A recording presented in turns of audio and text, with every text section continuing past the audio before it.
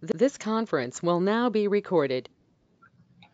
Okay, this is WES07's 2019 facility plan meeting with the State Construction Department, and we'll introduce ourselves first. All right, so like I said, I'm Raj Dami. I'm the accounting analyst and AIM assistant here, kind of helping everybody out with a little bit of everything since Charlie's moving on to different endeavors. And so I'm Charlie Kaufman. My primary role before head out is making sure to do all the reports, do all the data upkeep, and then all the procurement for the agency. I'm Bob Herzog. I'm a project manager for the region and for this particular school district, and just working with you on all of your issues. Amber Leach, and my primary role is during this time is working with the districts, working with the documents that we need for today's facility plan. My name is Troy Decker, Planning, and my role is to make sure we abide by all state statutes, rules, and regs, and make sure we have what we have in facility plan meeting that meets those needs. Also, quality control, just make sure that we give you guys full voice within these facility plans. You get to see exactly what I typed during the meeting, and make sure we have a really good, thorough record. So we have had the governor's office in the past, and select legislators ask for these facility plans at times because they want to know what's going on, or if they have a question. And this is just a really good, succinct understanding of your district as a whole. And that's why we put photos in there and snapshots of our database, and it just helps someone understand what's going on. And then the other thing that I think it's really important is for new personnel coming into districts to have a history, to refer back to that history, and to be able to grab that history and bring it forward, and then make your plea for needs and your observations and your concerns. I think it gives a historical through time understanding of your district, I think, which is really helpful. And then the other thing that I do is I'm on basically a part of a team that puts together budgets and then does presentations to the select committee and other legislative committees as things move through for consideration of appropriations. Great, thank you. I'm Roxy Taft, business manager at WES07. Clark Coberly, superintendent, Weston 7. Les Bishop, maintenance supervisor. I'm Brandon Finney. My role with the team is to work through the facility planning process. We identify all the capital constructions needs. Troy and I then compile those, submit them in our annual reports off to the School Facilities Commission, the Select Committee, to the Joint Appropriations, and follow through the legislature. Once appropriations are made, work with the finance team. We set those up in our accounting system so that you have projects, numbers, and everything. And then the project managers take it from there and execute the work.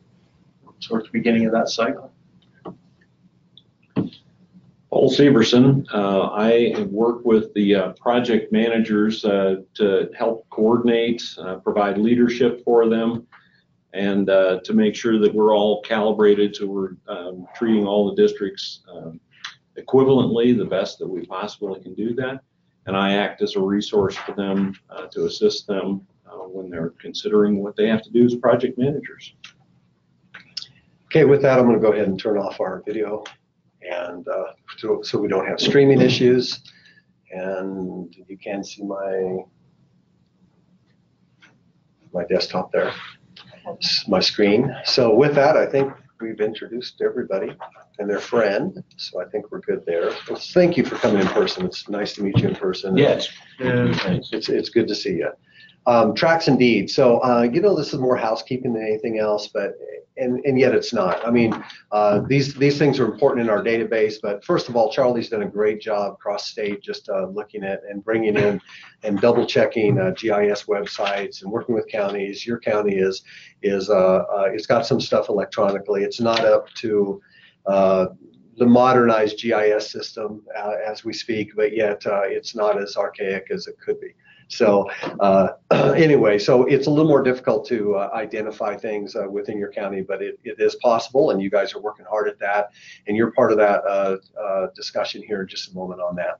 So it's important that you do review and the acreages and verify accuracy, because it has to do with your groundskeeper allowances and that WDE block grant.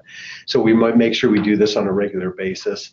These were previously provided by the district historically. We have notes, which we'll show you here in a second, that that correspond to these acreages.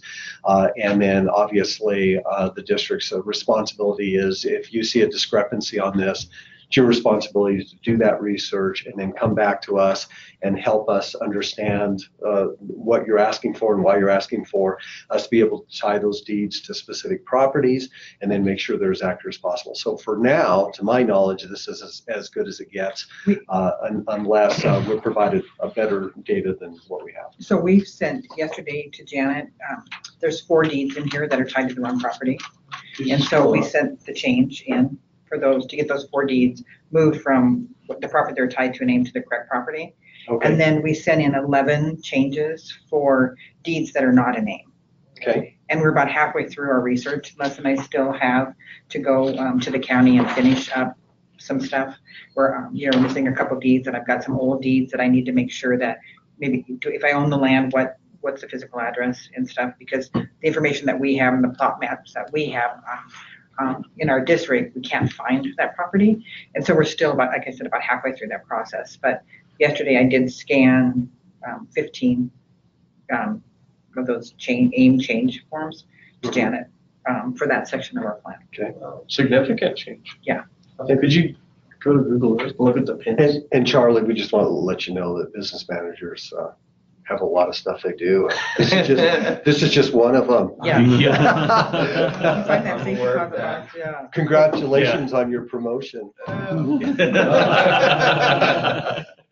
they've been riding me for about a week and a half now. Or, The digging into the smelly old documents out of the safe deposit box that Roxy's been doing is been quite interesting. Like I was saying that I'd grown up there. We've been trying to pinpoint who had what land and when and those type of things, best knowledge as well. So and so I'll have to confess with your district, when I was pulling up the GIS stuff, the way it's listed online, they give you, like, they'll identify what your property is, but they don't give you a legal description. They only give you a property identification number. And so then you're left tracking through all the property identification numbers, trying to figure out any legal description, and it's cumbersome. we understand that, because we just kind of did that the other day of doing the same thing, because there's legal descriptions of property that there's roads going through there or structures on there that I've known forever that I didn't realize would be tied to the schools. So yeah, so they've been giving me a hard time about having 1 foot out the door. So it's needless to say, it's been interesting. Okay, so here we are, right? Yes. Okay, where do you want to go?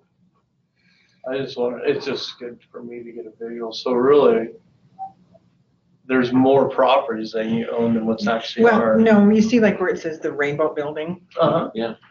those deeds were not named. Okay. Whether you've included that in the 20 acres you have for my high school, I don't know. But it's important to me that AIM be a database that we can all use. Reconciles.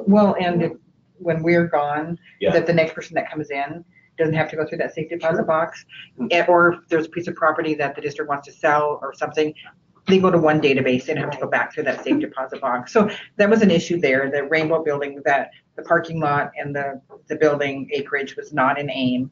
We had where my bus barn sits and my maintenance shop, the deed in AIM was not that property. Correct. So that needed to be a correction. That was really property that was tied to my elementary school. So one of the deeds I have not been able to locate. I have the physical address from the county, but I need to go to the county and try to find a copy of the deed. But where it says bus barn, I still need to provide you a deed to that bus barn that the district has owned for years, because I guess that used to be the old welding shop. Correct. For the high school. So I'm researching that. There was some discrepancy on land that they said belonged to the elementary school across the road, really belonged on the other side of the road to the Nelson building. So a lot of it was just cleanup. And then we found some deeds for the acreage at the Nelson that the deeds in AIM weren't complete. And so it's just the cleanup. It's not. And then the big issue was where my old football field was. The deeds in Yep. AIM are only for one side of the road, not the other side of the road. We own both sides of that road. Oh, okay. And so the deeds in This AIM, too, you're saying? Yeah, we Yes. own, yeah. we own that tennis court. Oh, my. We own See, I all of didn't that. even- I had no idea Yeah. about that. piece, I So, was trying and to so that's figure kind of out what prompted this, is when I started looking at the deeds, I'm going, I own, more. And so then Les and I got the safe deposit box, started this project about a month ago. But that, I sent all the deeds in for that part where those tennis courts are and that old football field. Because you only have one side of the road, not the Yep. other side of the road. Yep. So that's as far as we are right I'm now. assuming this you don't own. I don't own that No. corner. We right. don't own that Somebody's corner, But but you do own. we this. own that, Looks like yes. it gets mown with all of them. Yeah. Yes. Yeah, no, that's, sometimes that's the hard part when you're an outsider trying to Oh, yeah. figure out Yes. Yeah. who owns what. And Well, I'll be honest with you, it's tough for someone that's Yeah. lived there since 1982, Huh. to be on top of all of that. Because when we were going through some of those things, we would plot it out on the map and And try to match. try Oh, and match what the description is. And for such a small town, how many subdivisions about did we 20 find? subdivisions Oh, crying out left. loud. Yeah. You wouldn't even have known. Those are Big things that dreams, the I common take it. the common person in town doesn't even. Well, I think what it was, Troy, is how people carved. I think how they kind of carved it up and started their own, how they were going to divide up. And This is your pool? Yes. Yes. This is actually, it's a retention pond when it rains. It comes down this road, comes over, and then in. Oh, if we could use that to fill it, that would be nice. It would save us some coin. So I do have one question for you. The property right across the pool where the old high school is at. You're talking here? Yes. That one. You don't. We do not own No, that. And that deed was not named. That Yeah. property was sold when the high school was torn down. And so that, we've made sure that deed was not in AIM, that's not recorded anywhere in there, because I do not own that property. I was curious because I was like, man, I remember that one kind of being a sticking point. I couldn't remember Mhm. that was. So yes, needless to say, yeah, To join. I'm glad. See, this is the reason why it's so important the districts get involved is that they do have they have this safe deposit box for all of the deeds, and unfortunately, when you're doing it from the outside, it's very difficult to figure out. Some systems are very easy. You can type it in what they own, and it pops right Mhm. up. And it actually shows you the exact everything. boundaries of the property and everything. Yeah. Some at some counties. This county doesn't have that. What is the Rainbow building? It's the welding shop. Oh, okay. And if you look at the deed, it's the Rainbow Building because that's where we got the property from. Yeah. Oh, okay. They had that as kind of a shop for the business that they operated, and since it was convenient when the new school was being built out there, and a deal was made in exchange. So, And then we did provide you with a copy of the lease because we don't own part of that football field Oh, really? and track. It's a state lease, but Oh, land, Sure. Yeah. the state land owns it. mhm. And then, Paul, we want to make sure that you recognize when you do your lawn, that see this angle here, you can kind of follow that pattern. It's an opportunity for you to improve on your Well, mowing. that's the last mowing, the previous one. One is across. Yeah. well, and if this fall it looked different because we have a new mower. Les took care of it differently, so yeah. So the alternative cuts were better. So that's kind I of where we shouldn't are say on Okay. the deeds, but I worked hard and hopefully by the end of next week, we'll have it all cleaned up and the rest of the forms into Janet if needed. Okay, so on notes there, and I always prepare for these after Amber gets them done and stuff, and so I've kind of put some notes in here. So make sure you agree with those, but basically what we're saying is that we're gonna report in April to WDE. So if you want changes, work with us, we'll get them done. And make sure that you get them in there so that it looks like you have more land than what's being reported, which has an impact on your money. Right. So we recognize that. Our information goes into WDE on the 15th of April. And I know I kind of reflected the 1st of April, but that gives us that 2 weeks to, And because after 48 districts come at you, you gotta get some time. No, our goal is to have it done here within the next couple of weeks. And thank you for We doing have other that. things on our plate in April that, it's just, it's spring's busy for us too, so. Well, and I can appreciate the motivation you've got and the dedication you are to sorting out the details now. And it makes a big impact on future years and information that you need to fall back on. Okay, land leases. It looks like we have some listed here in our database. So appreciate you double checking on that. It really doesn't have an impact on the block grant, to my knowledge. But it's unless you're leasing something that does not belong to you, that wouldn't count. And if you're leasing part of your land, I don't know if that would have any impact either, It's Charlie. used for the school. As long as it's school owned. So anyway, but we do keep track because state statute tells us we have to keep track of this. But I don't think that has any impact on your block grant at all. Okay, so I think we're good there. Just kind of made a note that we're going to work with you and whatever we need to. Here's some notes out of AIM database for that one property, and it sounds to me like we'll get confirmation. Property profiles, these are just each building, and it's important to verify those. The allowable square footage affects your major maintenance calculations based on ADM, so that's important. And then your WDE operations and maintenance payments also come from data that we report over to WDE.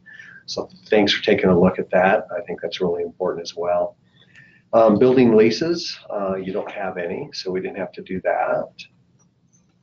Enhancements, this is a report that we have to give to select committee each year on enhancements, and basically it's just anything above and beyond the adequacy standard since 2002 or 2003 that has been paid by school districts that they wanted to do that wasn't covered by state funds because it wasn't prioritized and appropriated and made that cut. Any question there, Brendan? Oh, I just can't see. Okay. It's all sports related, it looks like. I'm just checking it out. Physical education related.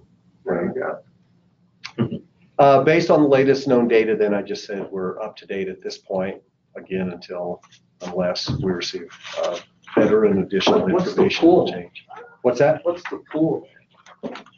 Like, they had us for a long, long time. Oh, yeah. It's an albatross. It just hangs over you and sucks money out of it, but it's a great thing to have in the community. It truly is, but it's it's kind of been an inheritance that. I was gonna say, did you get it from the city?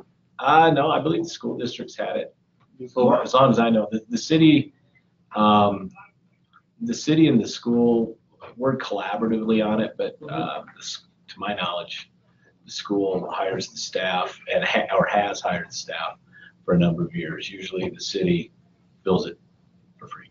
That's kind of, they give us a discount on the water and we take care of the rest, but it's old. The revenue in the summer, do you guys get that? If there was revenue, it's more of a break even, take a hit. Yeah. We use the rec mill, We do. To help. you know, to the rec fund, you know, where the rec mill goes in, to help offset the cost of staff, that type of stuff. So basically, all of the rec mill goes to, it is really the only recreational opportunity for kids. It is. For all kids in the summer, if they want to play soccer and that type of stuff. So the rec mill helps us break even on it and that type of thing, because it's not a revenue source. So. And in a small town, that's if you shut that thing down, that would be pack your bags and take a permanent vacation. Yeah, it's tough. Yeah, because people really, that's a tradition in that town and those. It is, you know, and Moorcroft, when they, when they built their new elementary building a few years ago, they took out what used to be their pool for parking. And we have kids, even though Moorcroft and Sundance are in the same county, we're closer to Moorcroft. We have kids come over for swimming lessons, and they would have an option to go to Gillette too, but they like the opportunity to swim outside. So they come over and slide that way. So yeah, we're trying to, keep it up and do what we can on it and that type of thing as much as we can. It is actually, the one good thing is it's a good summer job for teenage kids too.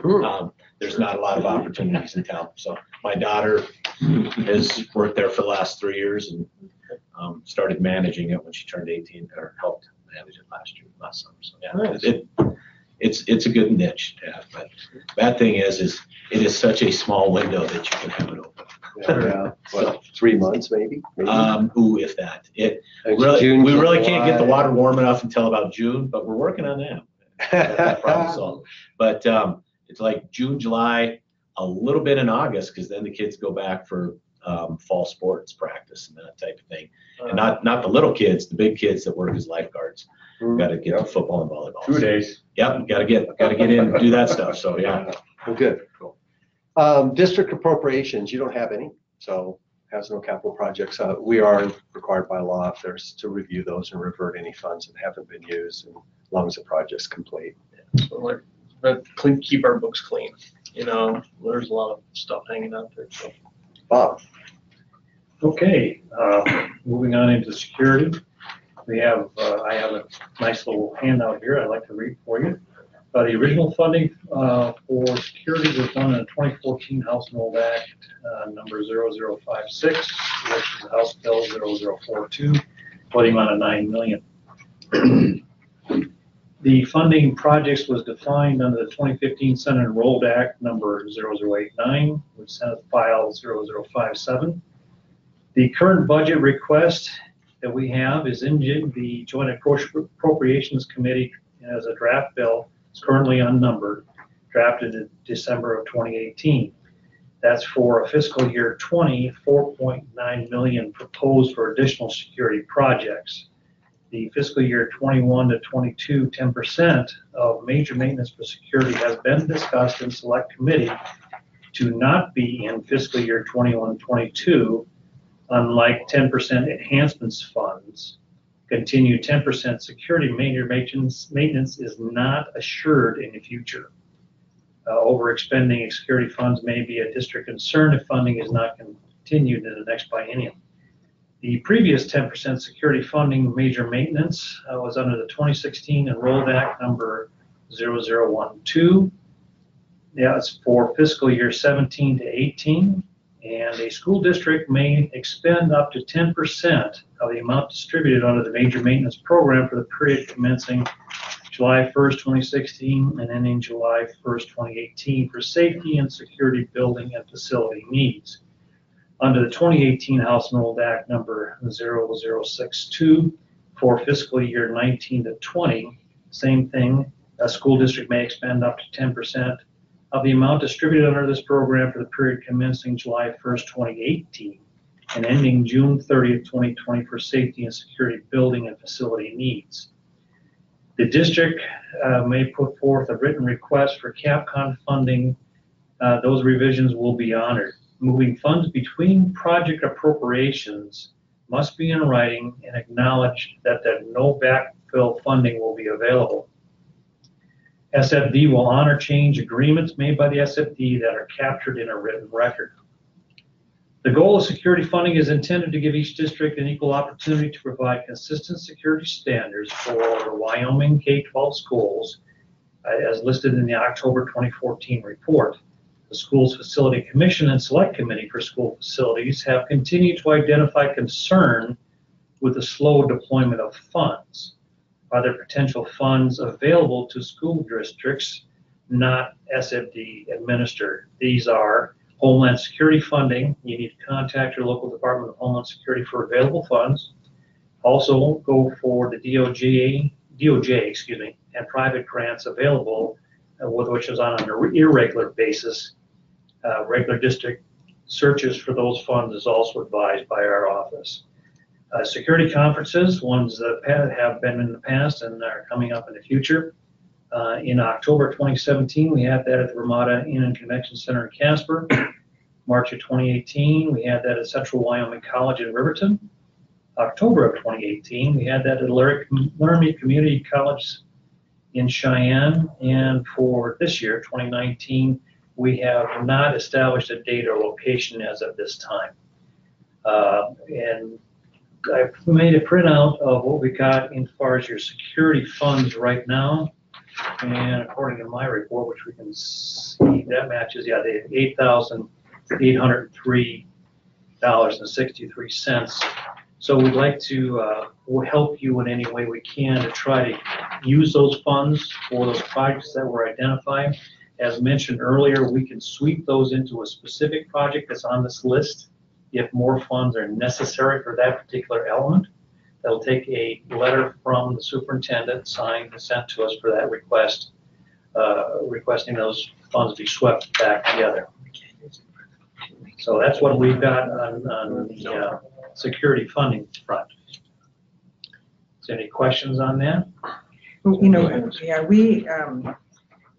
the two-way communications is, we don't have a need with two-way communications. You know, one of the things that, you know, I had been with you about, we're putting panic buttons in our school offices and in our office that is just you push the button and it calls. You can put 50 numbers and 50 texts, 50 emails in there to call, you know, the county sheriff, our local, you know, police, 911. If you push at the high school, it also, you know, it calls Clark and different people. We had hoped that that cost could come out of the security money, but you had denied that request. You know, we work with Longs, you know, to put in the security in our schools, and so we need help with what is actually allowable to spend this $8,000 on. The way, the 8,000. Okay, that's the cap on money. Yeah, we're limited because there was a remedy guide, and if you don't have access to that remedy guide, it tells you all the potential things you can do with that money. And we don't have the ability to go outside of what that remedy guide says. So if you need help locating that, Bob can help you find and that's that on only the the first. website. We have 8 particular categories that were identified and as part of the survey. We've got to use it within that confine.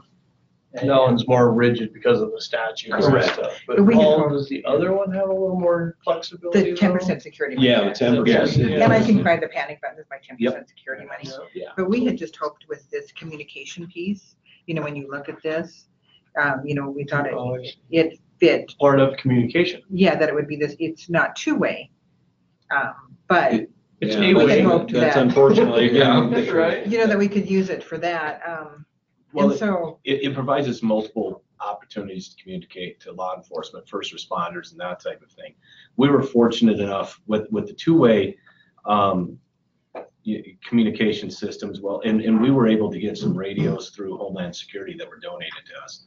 So really and that's what we had kind of considered is it's relatively the same dollar amount as far as what we were looking at with communication. So we were hoping, or you know, when you talk about assistance, if you've got any idea of ways that we could work through the system that way to still accomplish that goal so that we have accurate communication to law enforcement and first responders.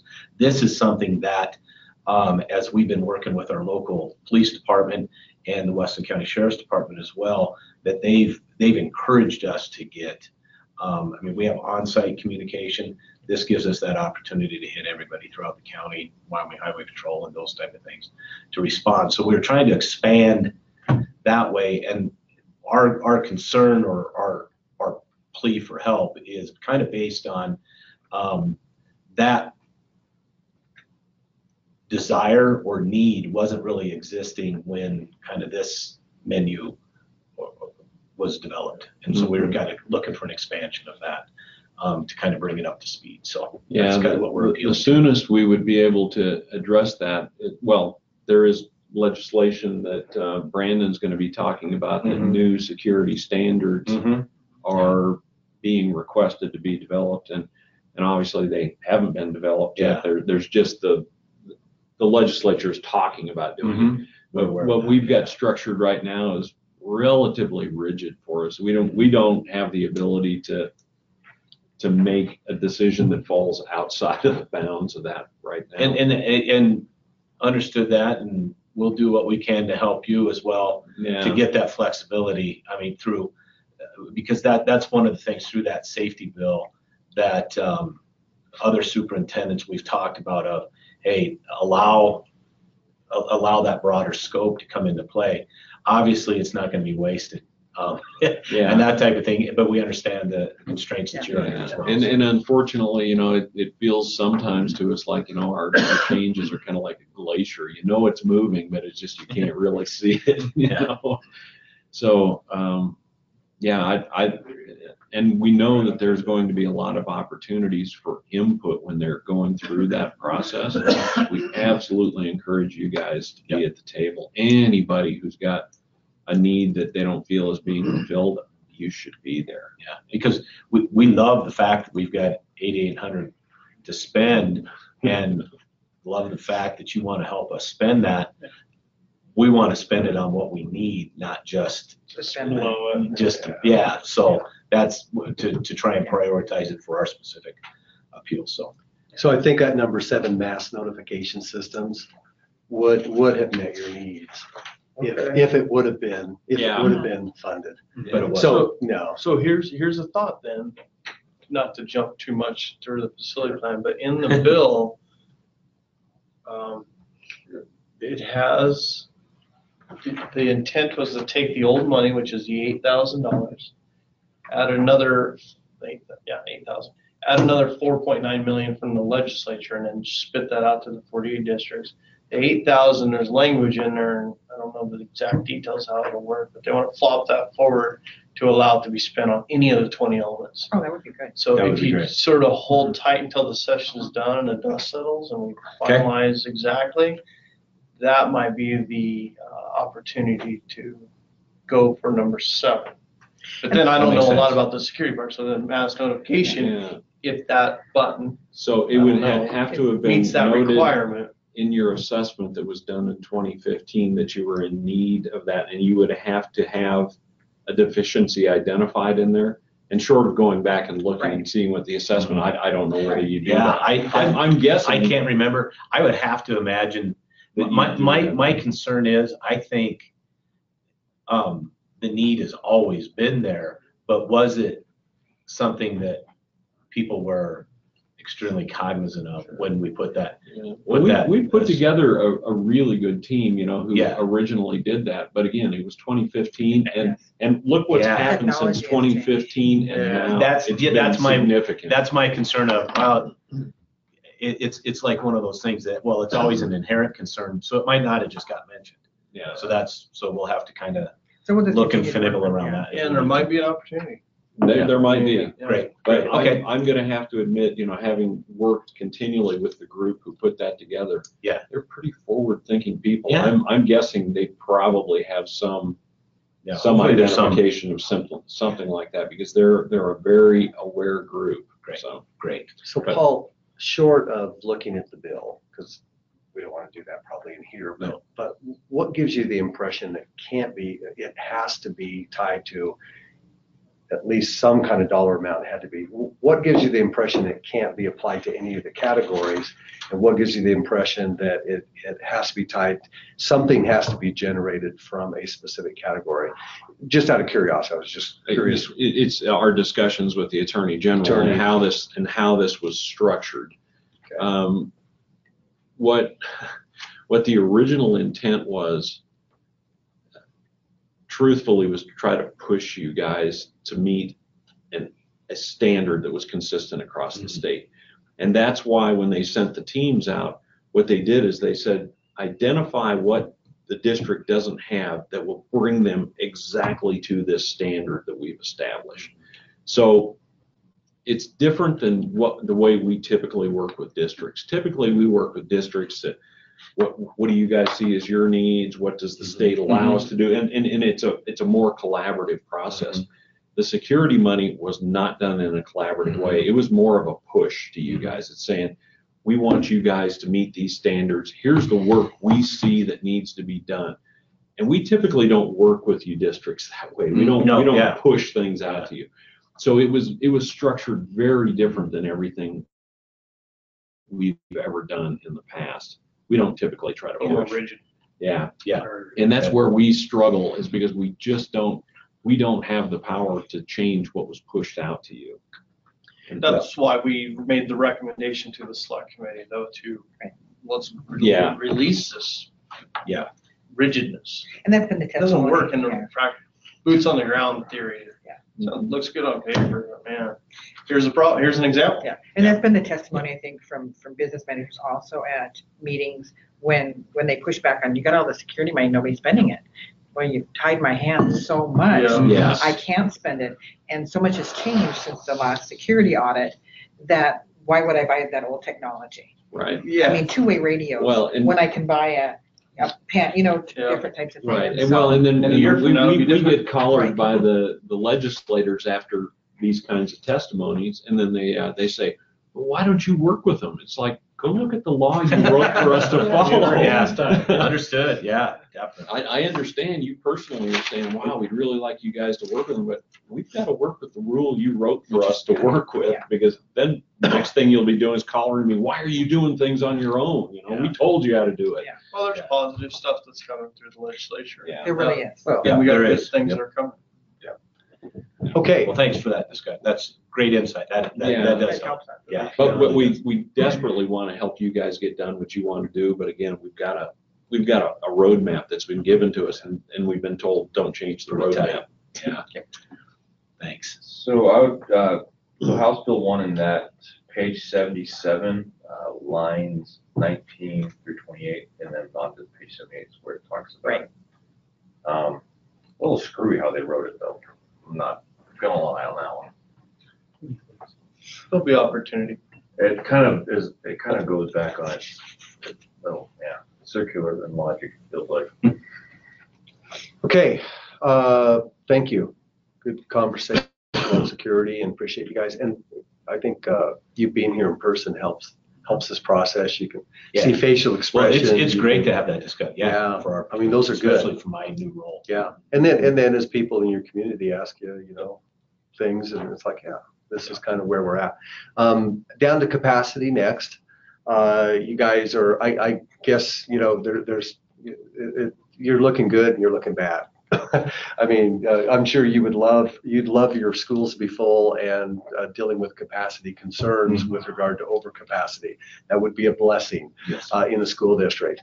So you guys are obviously the utilization of buildings is very low from a capacity calculation point of view. It's kind of interesting. We had a conversation with the district yesterday, and in past years as well, multiple districts where sometimes you look at these numbers and you go, for us, it's just a calculation, right? We're just in facilities. It's a calculation applied equitably across all the districts to all their buildings, and it puts everybody on the same level so that we can prioritize appropriation requests and make sure the highest need is met first, and so on as requests to the select committee.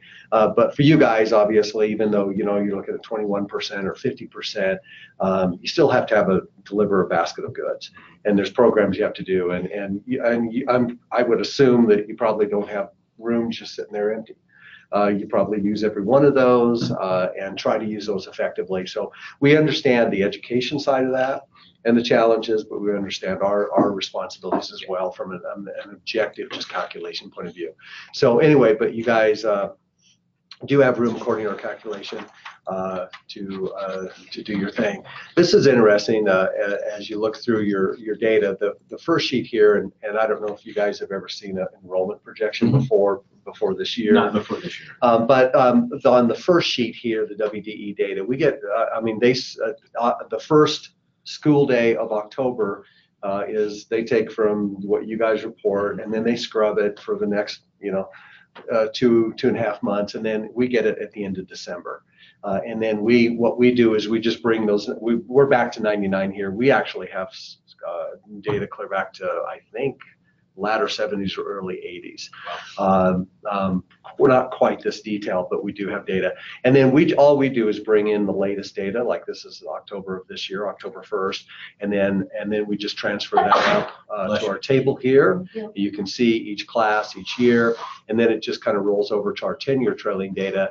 And then what we do is we basically, again, look 10 years trailing data, and then we project out based on that those data points to what it may look like in the future for remedies if you guys qualify. But it kind of tells us a couple things. Number one is to understand these. You just follow a class from year to year as they progress. From kindergarten this year to first, second, third, fourth, and you can kind of just follow a class and see what happens as they get near the 12th grade graduation. And then we do these survival rates from one grade level to the next. So we'll take 2008 kindergarten, 2009 first grade, then 2009 kindergarten. See, and we just take that and we average that survival rate. And then that survival rate basically comes over here. And from kindergarten to first grade in the last 10 years, on average, you have 98% of your students advance to first grade. And then we've had districts tell us kind of like, we don't know exactly why that's happening, but most districts say it's because maybe we have some students that are not developmentally ready to advance, and maybe we'll hold them one more year in the kindergarten before we advance them because of we know how important that is to catch them early, and then they're much more likely to succeed and do well in school. So don't know what your story is, but that's sometimes the case. Any theory on your part? It's varied, quite honestly. I think what a lot of it focuses on the transient nature of our community. Some of those kids that are in there on October 1 just aren't there on May 25th. I think that's been kind of a trend. My daughter is a senior this year. Her kindergarten class had 29 students in it. And it's just people have left the community. Some of I think we're targeting like 13 of those kids were 13-year kids. But we can also go back and count about 45 different classmates she's had in 13 years. Oh my! Wow. Yeah. And so some kids that originated there. There's 5 kids I think that started kindergarten, left, came back that are going to graduate. So they've been in and out and that type of thing. But then we've also just seen the roller coaster of people leaving the community, and we do have some people come in. When you look at that trend too, it's really interesting because we looked at this together, and I kind of like looking at the data that way. There were times we had 290 kids in our district. Economy has a lot to do with it. We're really tied to the energy industry and that type of thing. That's one that, when the mines laid off a few years ago, we actually were better off than a lot of districts. We had grandparents lose jobs, not parents that had to leave and that type of thing. And the parents were already there, or the grandparents, so they found something else to do. But we've also, just as other things have cycled through, we've had some students just move away and it could be something as simple as we had 3 kids that mom was in town, married somebody else. They got an apartment 20 miles down the road in Moorcroft and left there. But when we lose a family of 3, that affects us a lot more than than Laramie 1 and that type of thing. So I mean, it does. That's part of the fluctuation. Every now and then we do have a kid that a kindergartner or a first grader, when we would retain them, we do not really academically retain a whole lot past second grade because there's a lot of research that says you've got to hit some different interventions as far as the concerns about retaining an older student are greater than a kindergartner or a first grader. But really, yeah, it's a really interesting dynamic to look at. Like just this past year, the class of 2018 graduated. We're looking at that, trying to see. Okay, so that was taken in 18. So we graduated a class of 20, but in 2018 on October 1st, we brought in 12 kindergartners. So right there, that's a net loss of 8 right away. And that's significant. That hits you. Wow. We don't have to put down as many tables in the elementary lunchroom as we have in previous years just because of how that shift went. So, yeah. Yeah, we've been told usually it's give or take 15 grand per student. Yeah. Give or take, and that's huge when you lose 3 or 4. Yeah, that was between 2016 and your kindergarten year in 2018. That's over 100% different. Oh yeah, exactly. Yeah. And then if you look too, where that kindergarten class in 2016, where they originated at 25, what are they down to now? 19? Yeah. So we've slid 6 kids. Why? I could probably give you 6 different reasons why. It's a combination. It's a weird It is a Yeah. weird thing. We did. I mean, it could be tied to birth rate too. Yeah, it And is. it is. Yeah, yeah, I think so. When I got there in 2006, the group that was like, I had an 8th graders. I can tell you actually based on this chart. 2006, 8th grade, they had 17 kids in their class. I was told that and if you look at like 1999, 2nd grade, 6, 7, 11, 8, as you start getting into some of those classes, I mean, we had some classes that were single digit and then all of a sudden, wham, suddenly grew. That was a shift too, having that type of dynamic when you double the size of kids. Because we generally split classrooms at the elementary when we hit 25. That's kind of been the practice. And my daughter's class, we did split. Kindergarten, we got a bigger room, and we just provided more general assistance, general aids and paras for them. But then in the elementary, just kind of how the design of the building was, we do split them. And we split that class 1st, 2nd, 3rd. And then in 4th grade, they had started to see some of the drop-offs, so we kept them together. We came across, and it's funny because Les has actually got a son in that class as well. We came across like our 5th grade picture, and there's like 19 kids in there, and they'd started at 29, and now they're back at 20. So yeah, it's The interesting thing too is it's interesting. The Bighorn Basin. Mm-hmm. When the energy went down, Yeah, Bighorn Basin grew. that's what we heard. Yeah. Yeah, and we're like, and so we started asking superintendents, and they're like, and their theory was, well, grandparents are back here.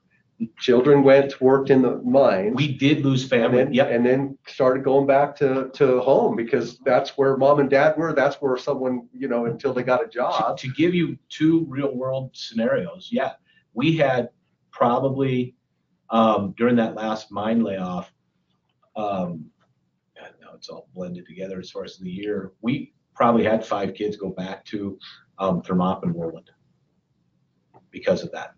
Their parents had originated there, and they were not ones. The one family was one that they had just moved to town. Come November, they were heading back to Thermop. Mm. So yeah, That's tough. So at any rate, unfortunately for you guys, I mean, you have, 10 years ago, you're 277, and things kind of with the energy kind of came down. Who knows? But you're 223. So just an observation and an interesting conversation. And not to derail you, Troy, we're actually at 230 now. Good job. As of today. That shows the transient. That shows from October 1st to now a bump of 7 kids. Yeah. And by May 25th, we could be back to 2.25. I mean, that's the way it is. So, yeah. Okay, so statewide, as depressing as it may be, there are school districts that do have capacity concerns, and this is just something we put together because in the past, and Charlie explained this just a second, but for about the last 10 plus years, we've been submitting a capacity list that has ranked, to the Commission for Consideration of Appropriations, Capital Appropriations. We have a FCI list, which is a condition list. And then what they would do is they would make some recommendations. We'd work with the governor's office and legislative leaders to know kind of approximately how much to ask for based on the revenues available in the state.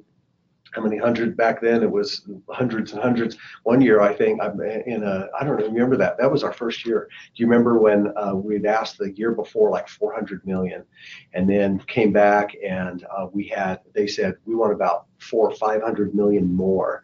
And I think it's just theory, but I think some legislators saw the downturn coming and decided to get some projects addressed before that happened. But anyway, but now, I mean, we don't spend a lot of money. I mean, 2 years ago, the last biennium, they only approved in the first year of that biennium 17 million.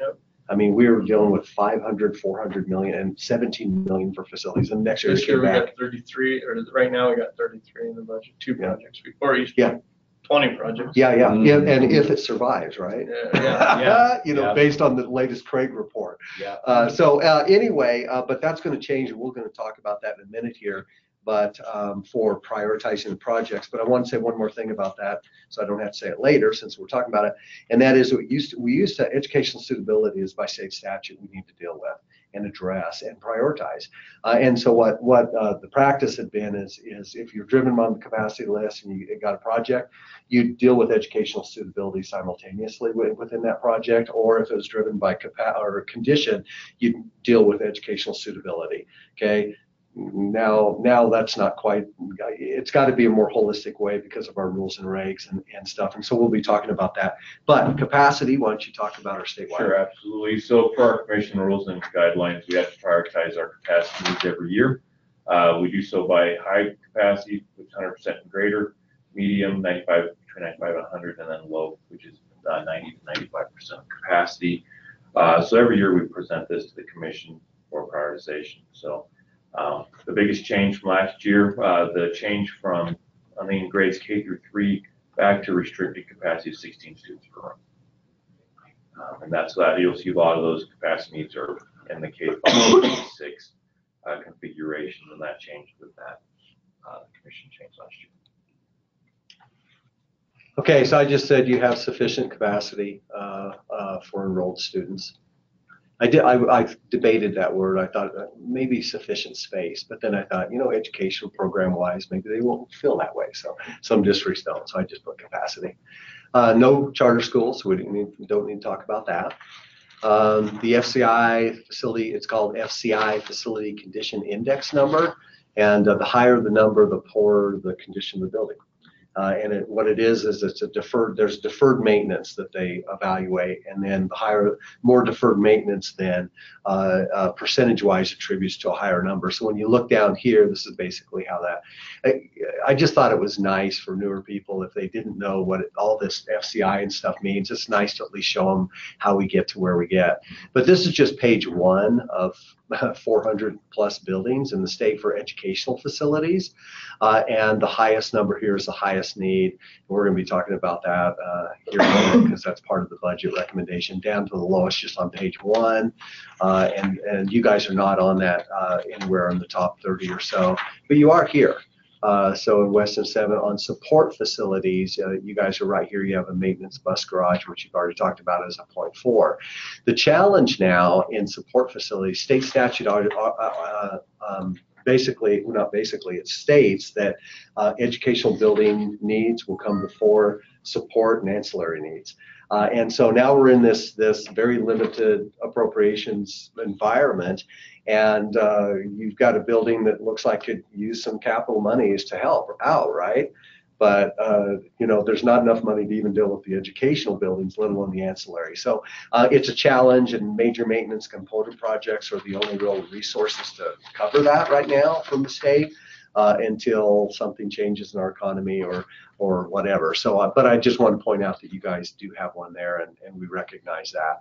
Overall, though, you guys, for the most part, a 0.26 is really a very, your buildings educationally are in very good shape from an educational condition point of view. And again, you've got this one that's a concern for your ancillary, and then another one that's not too high, but both of those are not as well as well off as your educational buildings. Also note last year's district does conduct educational classes. Okay, so let's talk about that for a second. So our policy has been on an administration building, if 50%, whatever's the predominant usage of that building determines the categorization of it as educational or administration. And so we've always looked at these, and if 50% of that building is used for administration or more than 50%, then that's what is categorized. And our understanding is that's true. You do have educational taking place in it, but it's majority administration, so we categorize it as administration. Okay. What classes are in there? We have 5th grade band and middle school fine arts band and choir. So 2 rooms? No, 1. It's just one rule. Yeah. And then it's used, it kind of helps supports our EWC setup. So with our community ed, but they usually use other classroom buildings. So we would love to not traipse the kids across the street from the elementary to the admin building, but there's also restrictions on what we can do to expand the elementary, middle school to make that work as well. So we tried to do that my first or second year to try and get an addition to the elementary, so that we could take that over, because we were trying to do some different things. The main office of the elementary building is pre-worrying about school safety. It's actually 80 feet from the front door, because we have an auditorium and music room that sits at the front. So the office is in the interior of the building. Yeah. And so you've got to actually walk through a classroom space and other student space to do that. So what we're looking at doing is trying to push up the main office there and then expand off of our auditorium, but that would change the footprint considerably. and we knew that. Well, actually, I didn't know that. I was a rookie, but the superintendent at that time and these people, we tried to see if that would work, but and understandably so. Okay, major maintenance. On our AIM database, you have work orders. We try to update those statuses. If they're done, closed, or I don't know, completed, or I can't remember the status, guys, but we have open, work in progress. But anyway, thank you for doing that and just helping us keep the database up to date. And then the PM, whatever work orders, we try to encourage districts to submit work orders prior to this meeting so we can have a conversation about that. But anyway, the PM does look at those, and if they qualify, he approves those. But you can, in state statute says you can ask for a major maintenance project anytime you want, not just before a facility plan meeting. So if something comes up, you can certainly ask, and if it qualifies, it'll be approved. So 10%, well, I think we've already talked about these monies here, but just the enhance, it's kind of interesting. I mean, we've gone through a learning curve as well on major maintenance. State statute gives a formula, and it produces a major maintenance number, and that's what you get paid for the most part. If we have enough money, don't fall short. But out of that, there are categories that you can see the 10% enhancement, 10% security. Those aren't generating extra money in any way, shape, or form in the calculation. It's just they're just saying out of the calculated amount, you can spend up to 10% in these categories. And so now the sad part about that is when you do spend 10% on enhancement or security monies, which are good things to spend money on, but what happens is it takes away from your ability to use regular major maintenance, because you're really just reducing your account number. And so it's kind of a two-edged sword, and I think smart business managers get that, and they're careful when they use this. The enhanced portion is for things that fall out of the adequacy standards. It still has to qualify for major maintenance definition, but it's things like field light. I give these two examples, and these guys could give a million more. Field lights for a sports field outside, or a teacherage or something. So if you find a building that isn't covered under the adequacy standards, or an element or a component, that's what that money's for. And the legislature has allowed you to have some flexibility to deal with those extra things. Some districts have used that for like artificial turf and stuff, so they don't have to mow, but they have to rake or whatever they do. Groom. Just throw that idea out. Yeah. And then the security monies, again, just make sure those really, according to statute, didn't have to even qualify for major maintenance definition. I mean, they freed those up to do whatever you need to, and that's why districts are using that, and hopefully wisely. This is just for illustrative purposes. This is just a snapshot of your priorities last year, from highest to lowest expenditure. We don't have to talk about that necessarily. We just wanted to capture it as illustrative within your facility plan, and then a building by building breakdown of highest to lowest priorities expenditures. This one's kind of an interesting one because we get these questions. Are those districts spending money on their highest need, lowest score, elements or components and stuff? Every year we get those questions, and it's like yes and no. We're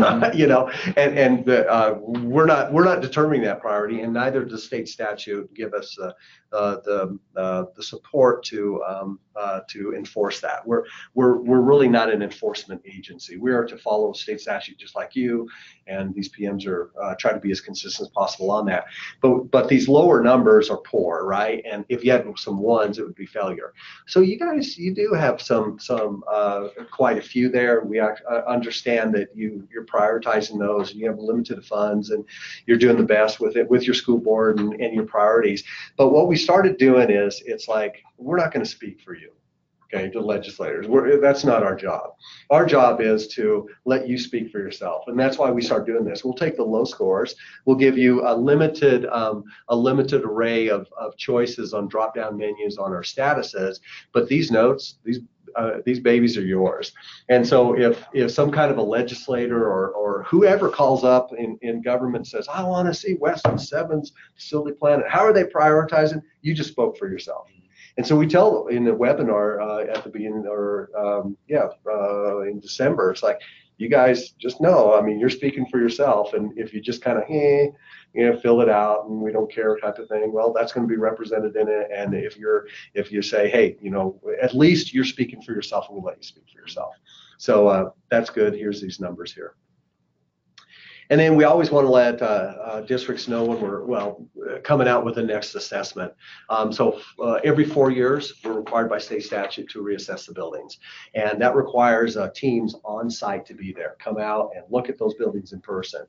So this is really important for facilities, extremely important for facilities. And the reason is because we're going to develop a scope later on this year, put it out on the street, get a professional come in, hire them, stuff like that. But in April of next year, we invite school districts to come and actually get trained on that tool.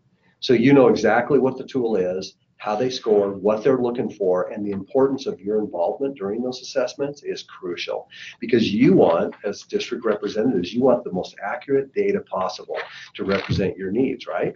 Because when it comes down to it, if you go for emergency funding, or you're showing how you're being responsible with state funds, okay, that is a great tool for you to use. So what we do is we provide, it's only 4 hours usually, and it's 1 day in Casper. It's going to be in April probably, and we'll get that out to everybody.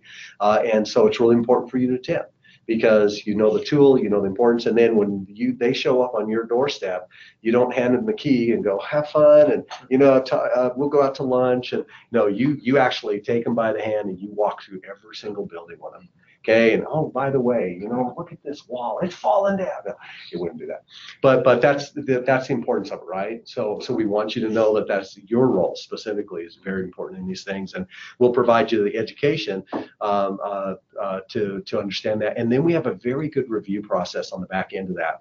It's not, they don't show up, score, and then disappear, and then you see in your next facility plan, it's like, oh, that's what that was. You actually get to see every single scored line item, and you get to review their notes, because their notes produce a score, and that score produces an FCI, and that FCI ranks you on a list, and you're either way down there or up there according to that score. So does that make sense? Les, were you involved last time? Did you review all the assessments and stuff? No, I started in June, so. Roxy, you've been here though. Were you out there?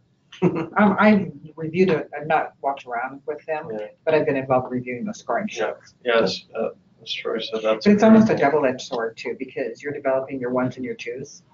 Yeah. And you're driving how that major maintenance money can be spent. Sure. Mm-hmm. And so sometimes they're a little bit more critical than I would be, on certain ancillary buildings, like a bus barn, maintenance shop, that kind of stuff. When we look at major maintenance, our priority is always those kids. you know, and stuff. And so when I look at the ones and the twos, and I see it, you know, the twos in my bus barn, it's like, yeah, okay. Yeah. When I see a two or a one in my, and that's why I paid more attention to my educational space, Right, because that's kind of what drives everything. And we understand that from an agency point of view. I mean, we've had districts like, yeah, those stairs in the bus barn are a two, they need to be painted, you know, and it's like, we get it. You know, and so we understand that. I don't know if legislators necessarily, but if they were to ask us, we would professionally say, hey, listen, there are ancillary items that, and they don't make some different criteria for scoring the bus barn than they do the educational building. It's a condition score. Yes. And Building's then, a building. yeah, and a lot of times people will say, you know, hey, this is an ancillary building, and we really don't care if the stairs are painted.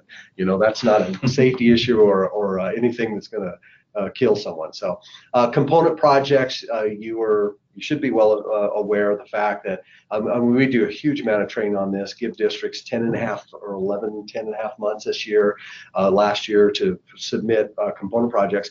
But these are huge because what it is you have X number of major maintenance dollars, right?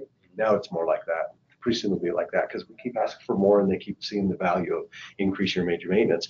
But you only have a limited amount of money. So as the state moves from capitalization on billions of dollars into an asset preservation, they recognize that number one is they got to, if they're going to do asset preservation, they got to increase your major maintenance, take care of your assets. That's one thing.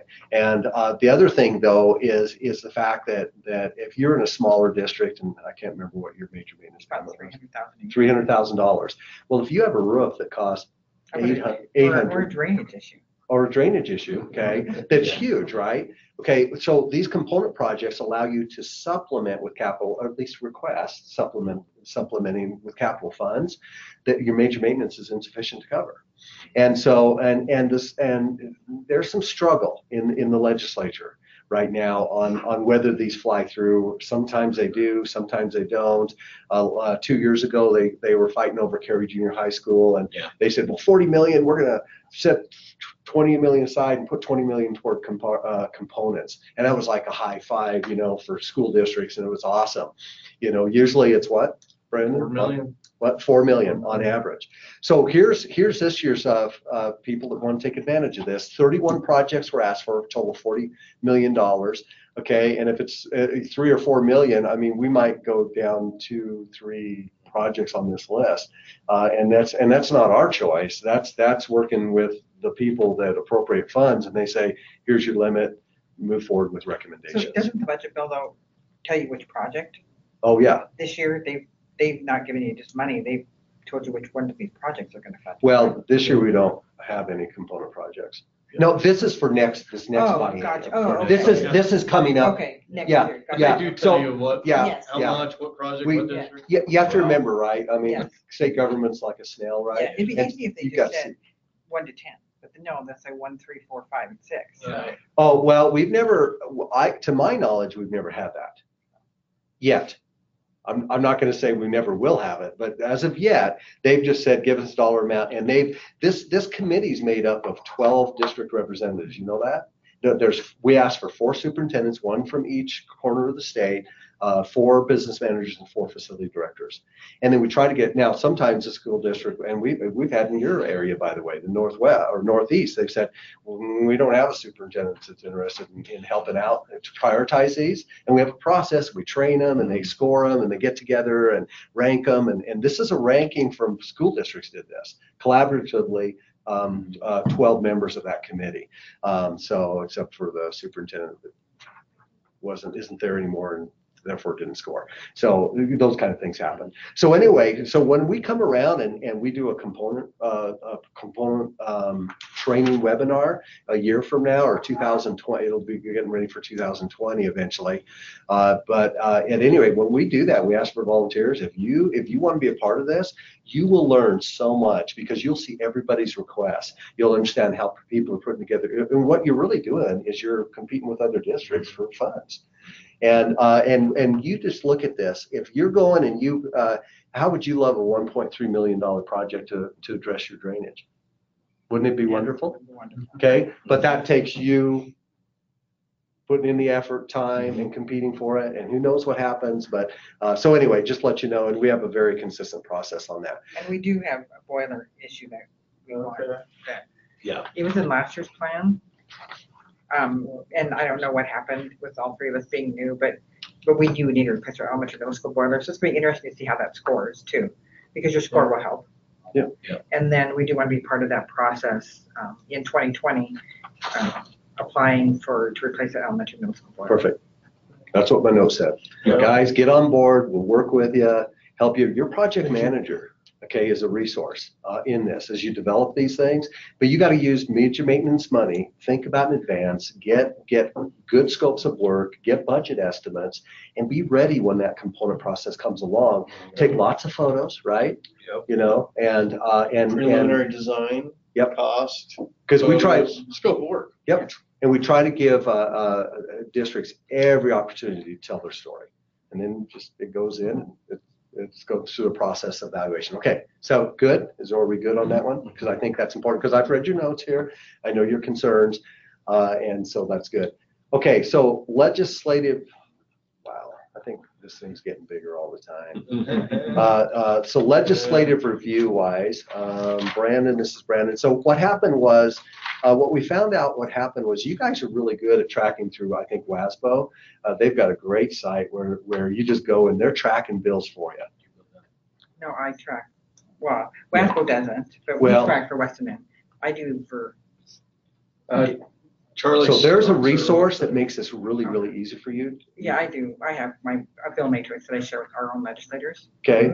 And legislators from Okay. other districts that got used Yeah. to So- doing that. I share with Sheridan, Johnson County. Yeah. Okay. So you guys have a resource, right? Yeah. To follow that. Well, you don't necessarily have that on the facility side.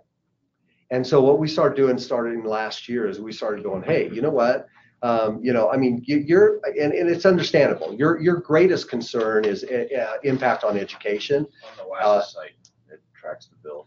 Right. Yeah, and I Yeah. get that through that. Yeah. Okay. So we really don't have that, and we were talking about that when we get a new public information officer or PIO. We would love this person to do the same exact and imitate what you guys are doing on that side. But for now, we just want to give you an update on what can and will have an effect on you in past. So go ahead. As we reviewed that, not all bills that we saw in there were for facilities and stuff. So plus we're in facility planning, so that we talked about it. So the first one here is the major maintenance multiplier. I took a look at your facilities. They're older and they're probably built pretty good size. And then the enrollment goes down, so your payment goes down. Well, this here is projecting to take the CRV and increase it from 2 to 2.5% in fiscal year 23. So you'd be increasing your major maintenance payment. So this would be a positive thing to help you maintain that facility. Public Works contracts is House Bill 52.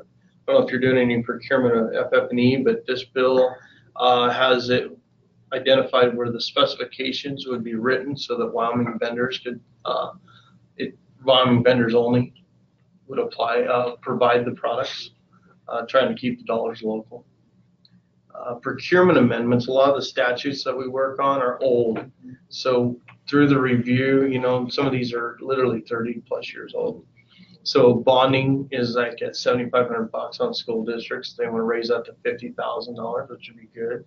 Put some local people to work easier. Another thing is procurement on the state's policy is at 25. Take that to 50 as well. School districts construction in 21.3.110, it's at 25,000. Really dated, 20 years old. Take that to 50,000. So more looking at present values, today's dollars.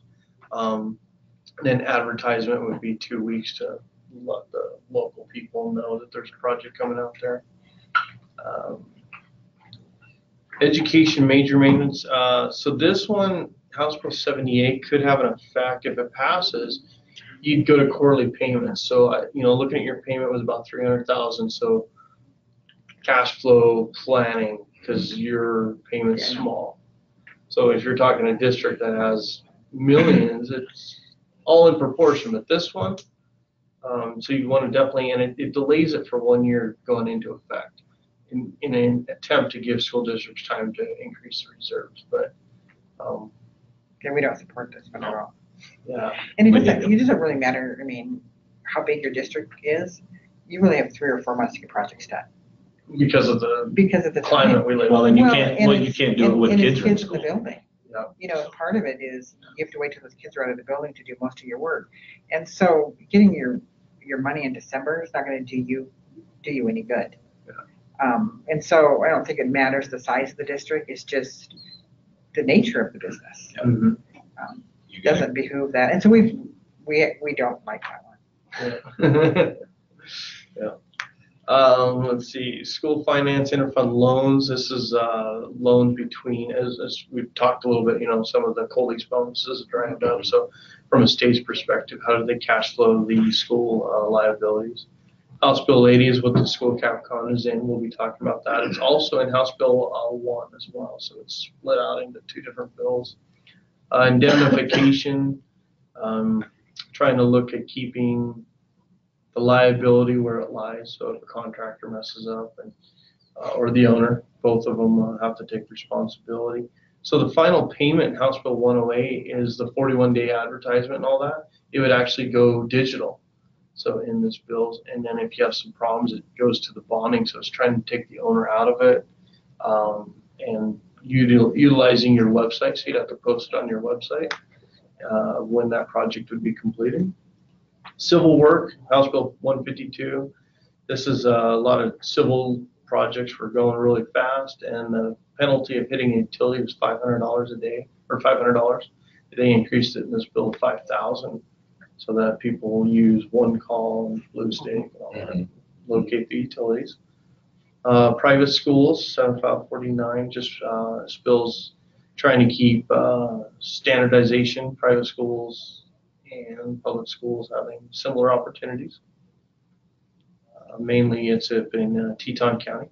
There's a school going up there, and they're having some challenges with the authorities having jurisdiction.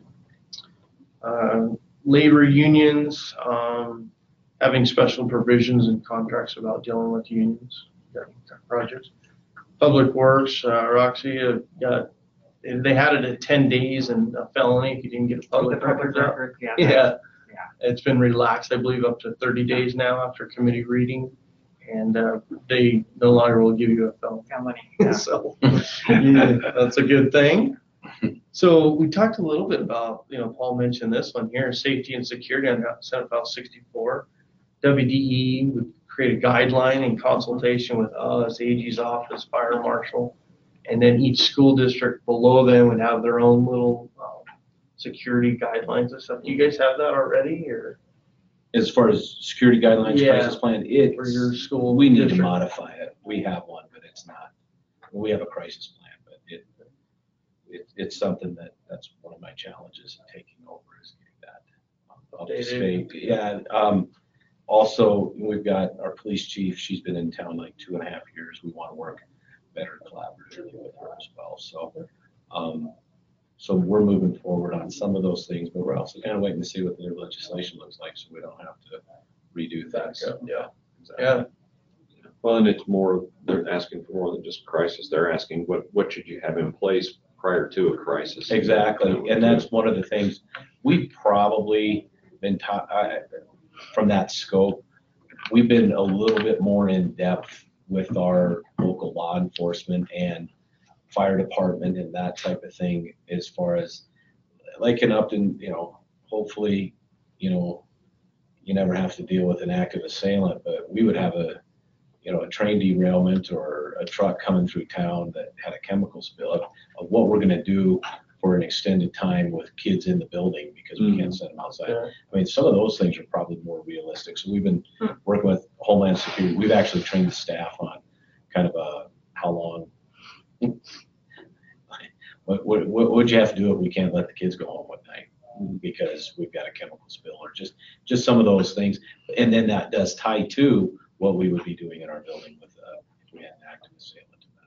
So yeah, there's some other infrastructure things we've been talking about with the city and that type of thing as far as what would happen. So, Sounds like a I lot think of that's districts have something, Yeah. but it always could be improved. exactly. And then we see, I'm new to my position, but we also see turnover with Homeland Security, turnover with leadership and law enforcement, and those, and then we have a volunteer fire department. So trying to get the stability there to food challenge, but it's something that's one of our priorities this year. So. Next one is Senate File 74. It's about professional service procurement. So trying to keep also obviously state funds, keeping locals employed and stuff. So the analysis here is that 50% of the contract would be performed by locals working within the state of Wyoming. So, do you have a lot of people coming in after your projects that probably aren't local, or how's that in design? We can, for the most part in our projects, we do get Wyoming people, but we are close to South Dakota. Mm-hmm. So we can get, like, some of our technology and security stuff comes out of Rapid City. Especially you get more specialized. Yeah, exactly. But for the most part, a lot of our contracts are through Wyoming. The last big construction project that we had was the elementary middle school parking lot. And if I remember correctly, that was actually a group out of Utah that bid on that, but they were doing a lot of things in state, and they provided above the scope of work on the specs and everything, and they kind of blew our local dudes out of the water on that. And I remember that one. It came down to, we had a local contractor that has done wonderful things for us bid on it, and we actually had a special board meeting where it was a no-brainer on the dollar amount. Yeah, weren't they really low? Wasn't Tanner? Super low. Yeah, Tanner was in on it. I remember the numbers, and he told me. I cannot remember what it was, but it was. We're like really low. They couldn't have bid it correctly. They didn't fully understand. They came in and said, "We understand." They had some different technologies, that's GPS, laser shooting. When they showed us what they were doing, I was like, it's like a video game. How they were going to be getting the concrete poured and everything. And our local contractor sat in on the presentation, and after it was done, he told the board, "I can't do that. You got no choice." He said, "I understand, because it wasn't a $100,000 thing. It was like, I can't remember what the final bid was, and we didn't go back and look at those bids. I want to say it was like a $500,000 thing, difference in the bid. And but they were out of Utah, and the other they were a professional group to work with. They did it. Honestly, the project has turned out pretty well. It's taken care of our perimeter drain tile issue that we had at the building. Yeah. See, in that case, though, I don't think that protectionism wouldn't work, because if it's over 5%, then you could still go ahead. See, and that's what it was, and but it shocked us, because when we opened the bids, we're like, oh, they missed something. Yeah, we seriously protectionism has a cost, though. And the legislators know that. They talk about that. They say that we know this is going to cost us. And they're saying we, and they actually mean you. So does that just deal with architecture and engineering? It does right now. Yeah, I've been here 10 years, and we've always been tinkering around the professional service providers about how to get residency. This is one of the criterias in there, and especially if House Bill 65 passes. The criteria is, this is just one of them. Okay. Obviously the ability of the person to do the work, and qualifications, and timeline, and so trying to keep some dollars local and keep us our own economic development. Understood. Yeah, exactly. So procurement pricing transparency. This is also already in some of the statutes, and at least on the SOC policy for capital, about disclosure of recently completed ongoing work. So in that list of criteria, one of them is, what's your previous work awarded to this firm? This sort of copies that model. These are all just an attempt to keep state dollars local.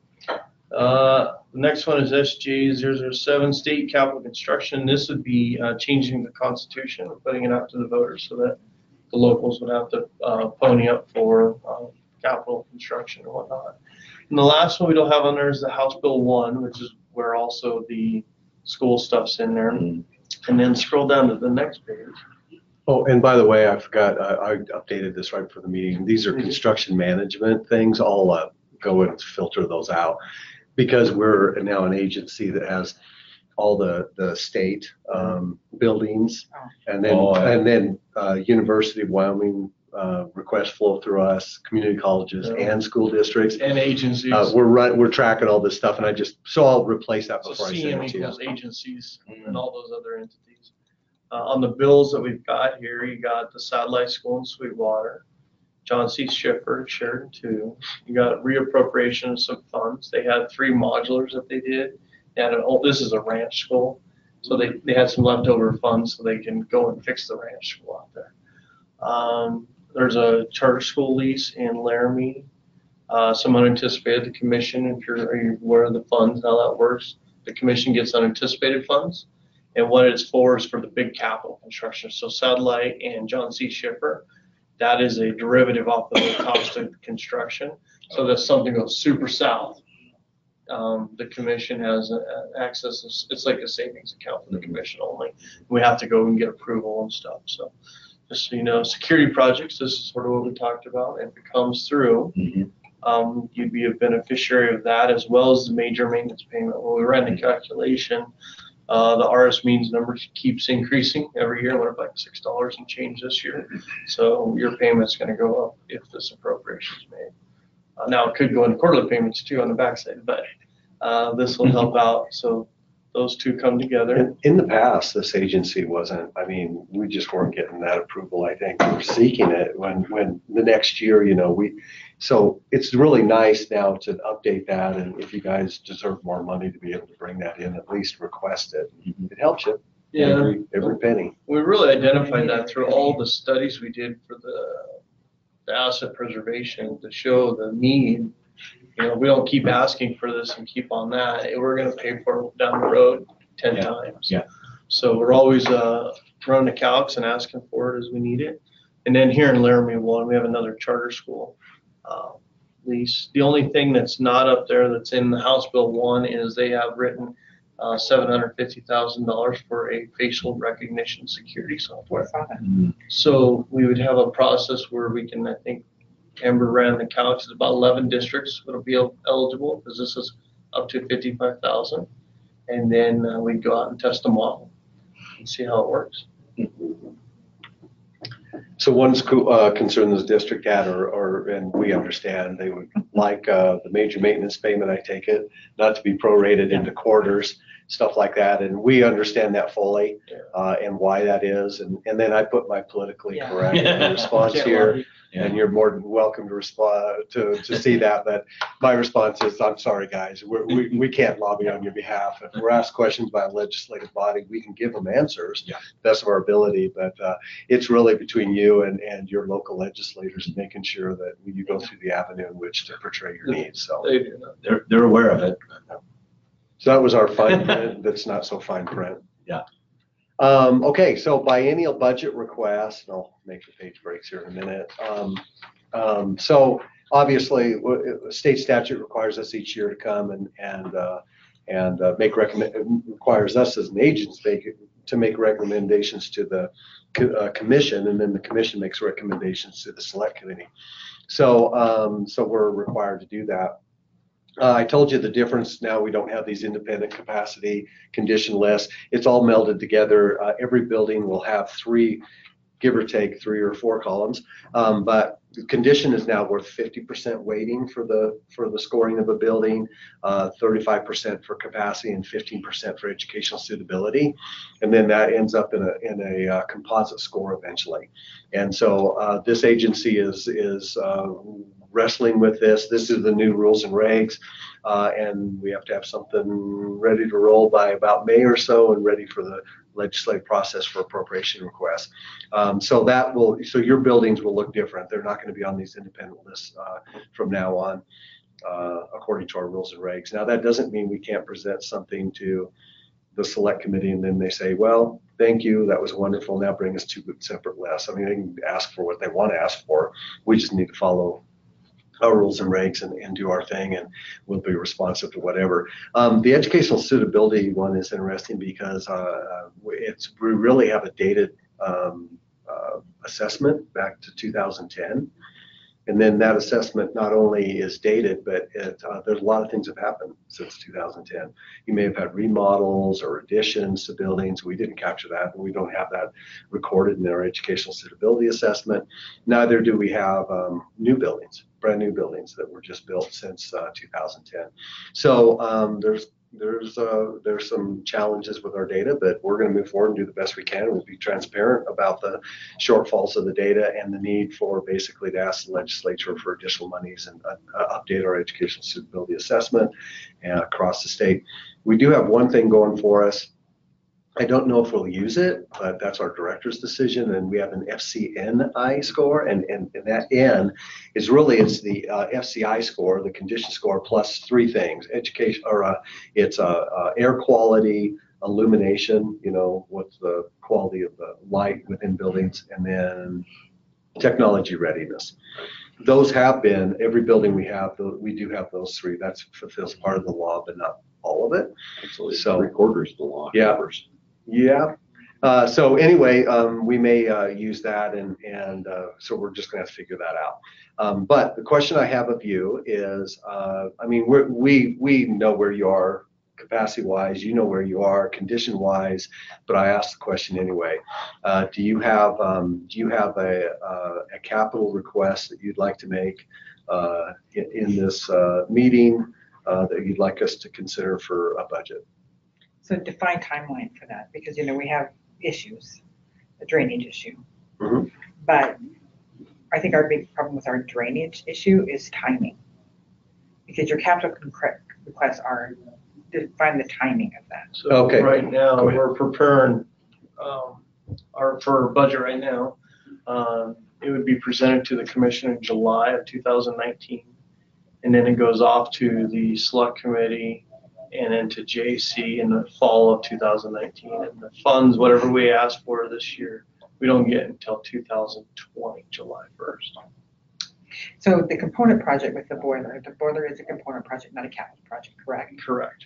So the drainage issues, and Amber did put in our scope from the civil engineer that we're working with, the issues that we're having at our high school. Those would be component projects and not capital projects. Yep. But we'd have to wait 4 years, and we can't wait that long. Gotcha. This is an issue that should have been fixed yesterday. Yeah. And so that's part of the issue that districts have, is your timeline, it doesn't match what happens when you find some of these issues in your building. And not only that, but the prioritization of projects for capital requests doesn't match your need. Right. Okay. Yeah. So we got two disconnects here. So Because the prioritization is a summary of what Troy just went over. So this is sort of an outlier, and that's why it would go underneath the component process. Yeah. So except for, I mean, that's true, except for the fact that now you have to wait till 2020 to ask for that, which means you wouldn't get it until the 2023-24 biennial budget. So yeah, so it's way out there. Yeah. So here's another thought. Yeah. Here's Okay. another thought, and this is the only other, I mean, so obviously we can't divert from equitable processes, right? Mhm. I mean, you're expressing the need, we acknowledge that need, but we have no ability to acknowledge that need in an appropriation request that we believe would filter to the top in any way, shape, or form, because now we have this educational suitability condition. We know that's unrealistic. You can't ask for a component project because it's too late, right? So the only other option is emergency funding. There are opportunities for emergency funding, so let's talk about that. And I actually put that in here. So to acknowledge your express need, and you've written here and shown your engineering exhibits and stuff like that. So here's kind of the answer if you want to pursue any other avenue that possibly could be pursued. This is the only other avenue that could be pursued at this point for you. Can fund. That's right. Well, yeah, that can be that the commission can consider. So now there are important parts of this. Their state statute talks about emergency facility needs, and this will be right in there, guys. We'll ship it over to you today, so you don't have to write all this stuff down. It'll be part of it. But anyway, you can apply to the commission. We have how much emergency fund money? A hair under 5 million. Okay, so we have 5 million sitting in an account here, and it's excited to get used. Okay, if the criteria is correct. Okay. So anyway, so this is part of rules and regs. So you need emergency funding shall be presented to the department and submitted to the commission, right? A minimum include. So here's what we need. And we do this all the time, right? So we can't make straw arguments. And so it has to abide by what it needs to abide by. A detailed description of the circumstances giving rise, that's easy to do, and how it immediately, that's the key word, immediately and substantially affects or affected the ability of the district to provide educational programs. So in other words, is this in some way, shape, or form preventing you occupying a building and providing educational buildings or educational programs? So that's a key element of this, and I can see the superintendent thinking like crazy here. But so that's important, okay? But you have to address that within your request, including expected duration of the emergency. So that's part of it. Location of all structures, that's easy. Tell us what's happening and where it's happening. The district proposed remedy or action taken by the district was determined to be, again, immediately and necessary to temporarily resolve. Now, this is kind of a tough one for us because sometimes you can't resolve an issue temporarily. Sometimes a temporary is permanent, and I think we have some leeway there. Mm-hmm. Okay, if there's no real true temporary way of doing it, then we can address it as a permanent because there's no, I don't know, can you address drainage issues in some way temporary? We'll figure it out. And if you can't, then maybe the temporary is permanent.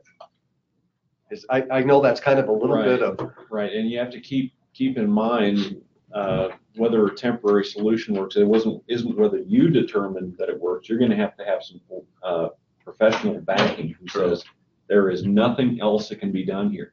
The worst thing in the world is then to take that forward and the commission go, well, I can think of 10 things you can do. Why doesn't it address those 10 things?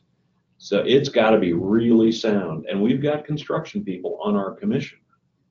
So you can't just bring something in, you hire somebody and say, please say that there's nothing temporary, it'll work. Because we've got some knowledgeable people who are going to look at it and go, wait a minute, get out of here. So you got to make sure it's sound. So maybe there's a temporary means to meet your needs until you can ask for a component project. I don't know. Or maybe the temporary is permanent and you're just going to have to address that. Your remedy of action district, temporary resolve it, and then most cost effective, right? The commission is by statute, whenever it grants money, it's not the Taj Mahal, I mean, there's a difference, right? So you're trying to resolve an issue to resolve it correctly, but you don't want, it has to be the most cost effective. And so they don't ask you to underdo something. They don't ask you to overdo something. They say adequately provide and make the remedy. Right. One that I can think of relatively recently, we had there was a dining room that a school district had that was falling in. And their first pass at it was, well, we got to replace it. Well, the structural engineer said, no, you can temporary fix that. So that's what the commission funded. They funded to fix it so that it wouldn't fall in. But then they had to go back and make a capital request then for the replacement. And obviously then you got to wait until you can get that capital monies to get that done. So their initial intent didn't work. So they had to come back with a temporary fix, and then the permanent fix came down the road. Number 4, an estimated cost, right? You got to work through a professional and get estimates and make sure it's accurate. Bids, estimates received from contractors. I don't think I think this is an and/or, Paul, but I don't think we've demanded bids on the front end, have we? On the front end, no. Yeah. So we gotta have an estimate. Right, and then goes out. Almost everybody brings forward an estimate because the fact that you're going to design the whole thing before you even find out whether or not they're going to accept your proposal to do it, I don't see why you would go to that trouble. You got to make sure the commission's on board with you first. And then here's the catch-all, any other reasonable documentation. And then here's I mean, basically superintendent, did you look at insurance? And you need to demonstrate that did it not qualify for insurance, make sure you state that. And then basically, let's say district's building, district superintendent shall certify in writing. This is where you put your John Hancock on letterhead and you say, basically, we don't have any other resources to take care of this. Now, it's kind of interesting because I don't think we've ever asked districts to pull out of, to my knowledge, out of their general account for things that are supposed to be covered by state funds for facilities if it's a true emergency. But I don't think we've ever had. Money? What's that? Yeah, I don't think we've ever required school them districts to. have funds besides block grant. Right, that could whatever. The major analysis is on major. I know, but I'm saying not every district, all their funds is block grant money. Some of them have other resources as well. Yeah. The major criteria is, what's your major maintenance balance? About 300,000. Right, so Yeah. we'd say it's 5 million, and then you say, I need some money, we'd be like, well, what's your balance? You got 5 million, you know. See, that's part of what the So- formula misses. Certain things cost a certain amount of money. It's kind of like the economies of scale built into the funding model for, the funding model, they've established minimums. What are the minimum requirements to run a school? And then they fund above that. And that really does help districts our size.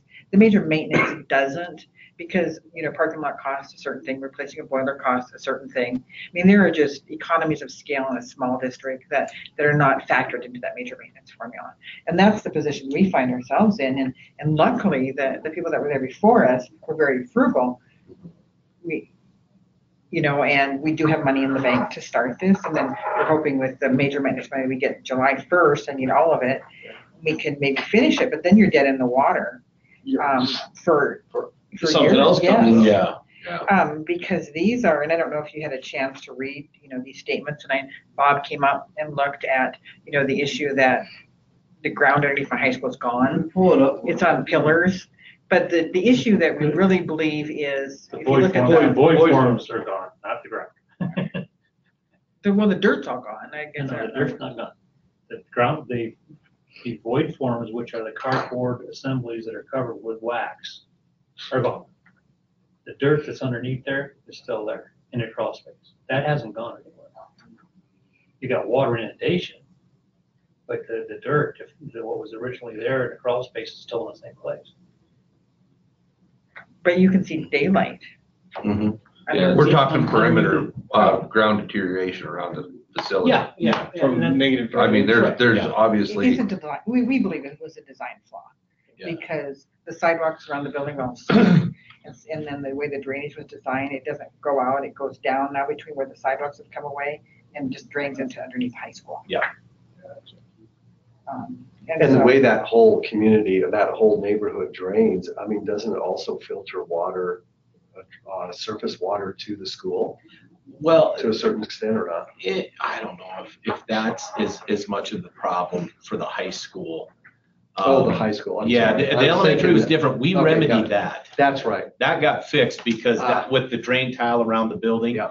that issue's much better Okay, than it okay. has been. So I think that's what you were talking about. All right. But yeah, at the high school really is the way we look at it was we kind of all inherited a design flaw from 2002 that just kind of how things are set up around the gymnasium, the big wall that has the exposure where it doesn't really drain, it just hits the wall and it goes down Under the school. goes under the school and washes away, kind of as Bob said, I don't miss the term, but Void form. And then also because of that, also it's there is dirt down there, but not built up as it had been.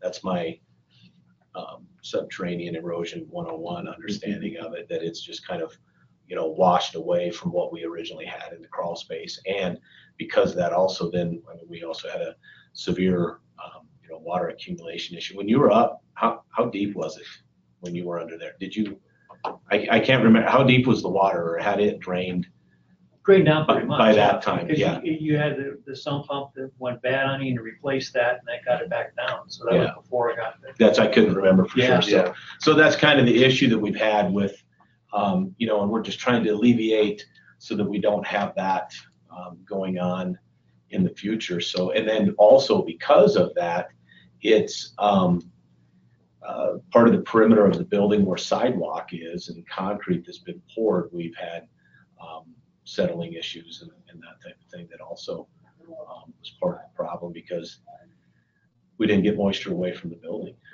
And probably a freeze thaw cycle and.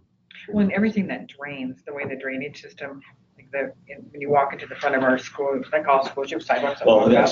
We have a drain right there. And so that drain runs down that sidewalk that people are walking up into the high school and drains into the parking lot. So it's an ice skating rink. And so, you know, the liability of people falling, and it is a mess. I mean, if you walk over there in dress shoes, the water is going to be over top of your shoes. It's an issue because when we do have like a really good thaw or a really good rain, when it is, you know, whatever is accumulated on the roof starts to come off and those different types of things. It's not hitting anywhere, but it's going out. The main sidewalk, there are times you walk up the main sidewalk and it's like a slight stream of sidewalk width of flowing water. It wasn't happening the day you were up, No, I don't I think, was up but there when dry. when we had one of the structural engineers come in, you know, as we were kind of assessing it immediately, it was just pouring off. And then even like right now, we're inundated with snow and ice. When it does drain, it comes out, and then it just, you know, when you've brought up the picture of the high school, you can just see it just, I mean, it vacates to the parking lot, which is not really where you want groundwater to be during the winter. That front slab, the sidewalk. Yeah, so that's our river. Yeah, this right here. Yeah. So, it comes off building. It comes off right here and drains right along the sidewalk. It's not going to the grass. Does not hit any other drainage that way, and it just flows here and just shoots out down. So nice you guys gave it an exit. You know, and it's here.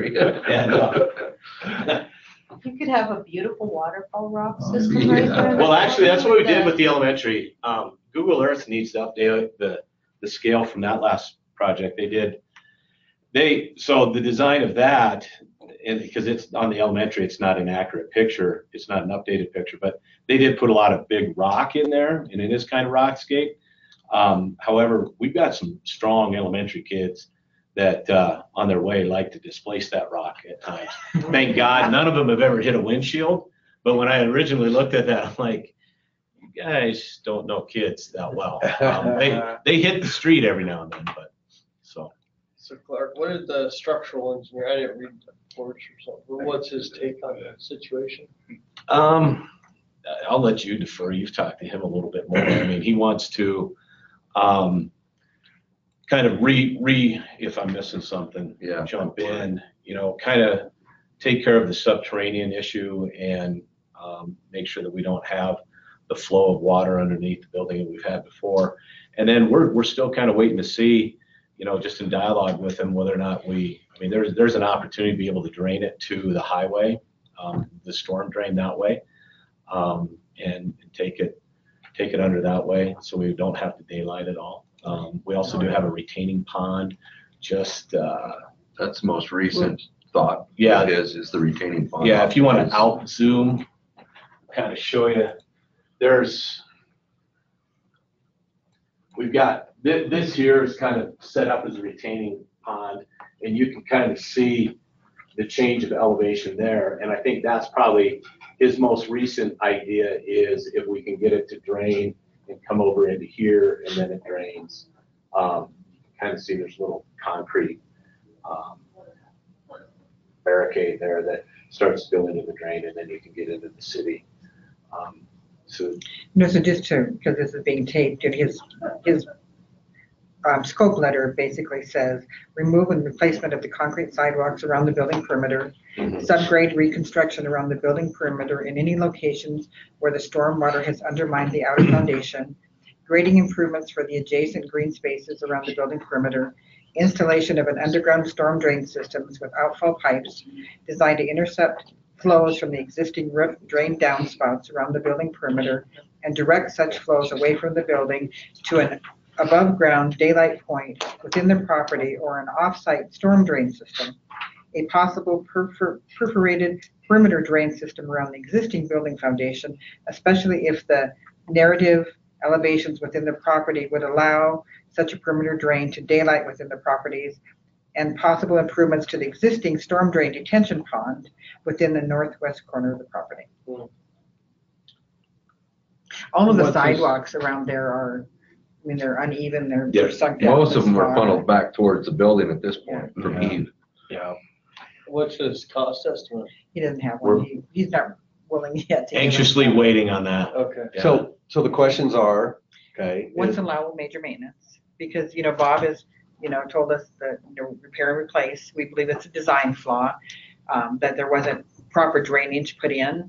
But we need to know, once we start looking at this scope, what can we use major maintenance on and what can I not use major maintenance on? On drainage issues, site drainage issues, you can use major maintenance on those. So even if we put in drain tiles that were not there before, if I'm not replacing anything, there was nothing, there is no drainage at Yeah, all. surface drainage is what we've always approved in the past. The subsurface drainage, we haven't funded that. What do they call it? The pipe Um, perforated and all Yeah, that. perforated There's a lot of drainage. new Yeah. systems Yes. going I mean, in. It's kind of interesting because and I'm not saying that that's incorrect at all. What I'm saying is any system has its weaknesses, right? Right. You can only do so much. So the district's saying, hey, listen, if we can do something with major maintenance and do it, we would be more than happy if we have the funds to do it. Right. But if we can't do it, then major maintenance is now ruled out or something. So where does that other money come from? And we're to the point where if funds are available, we really want to do it right. Mm-hmm. We inherited this. We don't want to pass this along and kick the can 20 more years down the road. So somebody else is coming in and trying to fix something that should have been done right the first time. Yeah. We're just a firm believer that just do it right, and then you're going to save money in the long run. But we need to know, there's only so much money. We're a really small district. There's so much money to go around because we also have a drainage issue on the back side of the high school. And so we need to determine what is allowable major maintenance and then prioritize from there how much money we have and be able to take that plan to the board as we write these bids for these two projects. Yep. Yeah. So that's where we need to help, is to be able to differentiate how we can. We've never challenged any surface drainage issues for major maintenance, but I'm trying to think, in the 7 years I've been here, I've never had anybody even request subterranean drainage. I'm right off the cuff, I don't know what the answer to that. They did that at the elementary school because there was the Yep. issue that Troy and Clark were talking about there. And they use major maintenance? I don't know if it was component projects or I'm just. Well, It's again, right at the boat under there now. to Yeah, that was be it. a component project, it has to meet the Okay, requirements. then it was a of component maintenance. project. Okay, well then in the sake of consistency, I don't see why we wouldn't approve subterranean if we've done that for you before. So Step one is get the cost in my head. yes. Well, and $100. and we get that as well. Yes. I mean, I think We that's, understand. But we yeah. didn't know if we were going to need to have everything divided into. Right. I divide one project here because it's allowable with major maintenance, and that's what, we take that to the board, and then do we separate this project out because this is money the board's gonna have to give up something in our educational programs to help fund. That's kind of what we were trying to wrap our head around, is what pot of money is this gonna come out of? Right. Well, first of all, the logic tells me that nobody ever intended water to drain towards your building. So fixing the grade, because that would have been the intent of the original design. Now, I'm not saying they achieved it, but that would have been the intent, was for everything to drain away. Yeah. The subterranean one is the one I'm still struggling with a little bit, because what would we be repairing? Or replacing. It's a non-existent Yeah, because system. because there isn't a system there. That's where I struggle with that, because the surface grade, that's an existing system that you had. That's a pretty much a no-brainer on that. Yeah, the subterranean one though, that's the one where I struggle a little bit. The only thing is, you said a sump pump though, right? They have a sump pump down there. was So only it's- drained so far. I mean, it's always wet in there. I get it, but that is a form of subterranean drainage. Yeah. So to say that you didn't have any subterranean drainage is not true, because you did. Yeah, and it You had a exits sump. into the retention pond, yeah. So the fact that we're having to improve it, you did have it though. So I'm thinking we're getting close here to being able to say, yes, you can do that, because if you didn't have a sump pump, I'd say, you don't have anything subterranean, but you do. But we do that Yeah. wasn't adequate. So you need to So we replace need to it. replace it. And that was replaced out of major maintenance, right? The sump pump? Yeah, the actual pump right now, but We just But it did doesn't it. sound like. We just did it because we had 4 foot of I standing think- water. again, we're so close just here in logicking it out. Yeah, Right? yeah. You know, it sounds like you guys are heading on the right path. And I think it seems to me that your approach there on that, being able to separate any additional drain, perimeter drain, probably makes sense then, and to separate it into 2 packages. Well, yeah, and that's talking about the work, how they do the work, that they have to make up their mind on how to do that. But again, we want to work with you to make sure that if you're proceeding with something, you know whether or not the funds are Yeah. available to do That's- that. We have to be big able to thing. advise our board. Yeah, You know, and they need to go in eyes wide open right. if this is going to affect their general fund budget. Because like I said, then it affects. Well, like I say, we're so close because we know you have subterranean drainage. All we're doing is we're trying to fix that subterranean drainage. I think we're so close there. It sounds to me like we're right where you need to be able to justify using that money. Okay, so what I put here, I'm trying to put it all together. I just talked about project development, right? Explore short and long-term solutions via consultants. Work with SCDPM to determine what may qualify for major maintenance fund, maybe I should say fund, major maintenance fund expenditures, to assess availability of major maintenance funds, right? Okay, for whatever it is. And then I was going to say something like, based on scope of work, District would be allowed to use major maintenance funds to address civil drainage concerns.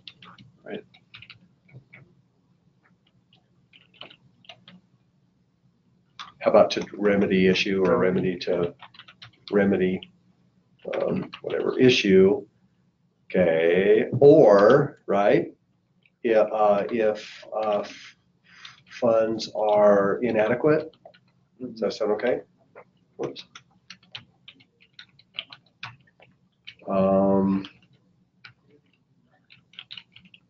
I guess they could request, so there may be temporary means to take care of this, so it doesn't, It's tying it back to that educational, line 1. yeah, Because right now, first thing we did was, when you walk in and you can see daylight underneath your school, my main concern was, is it safe to have kids in that building? Yeah. And so we got somebody in there immediately to tell us that because of how that was built on that pier, right. that there was no issue with having kids in that building. That, We were good with that. That, Good. so, That's in the report, right? yeah, and so that was good. I That mean, one, okay, awesome. and so that, because we were like, can I even have kids in that gym? Right. You know, if you can walk in and see daylight under your gym. So we've assessed this, wasn't it? I could have kids in that building, so I don't know how I would meet number 1 on your list. Yeah, our only concern there is, again, because I'm 7 months into this, so I'm gonna throw this out there and see if it sticks. Our concern there is, are we, in order to use general fund money to take care of that, then are we stretching and hitting other programs that we have existing? That's my concern.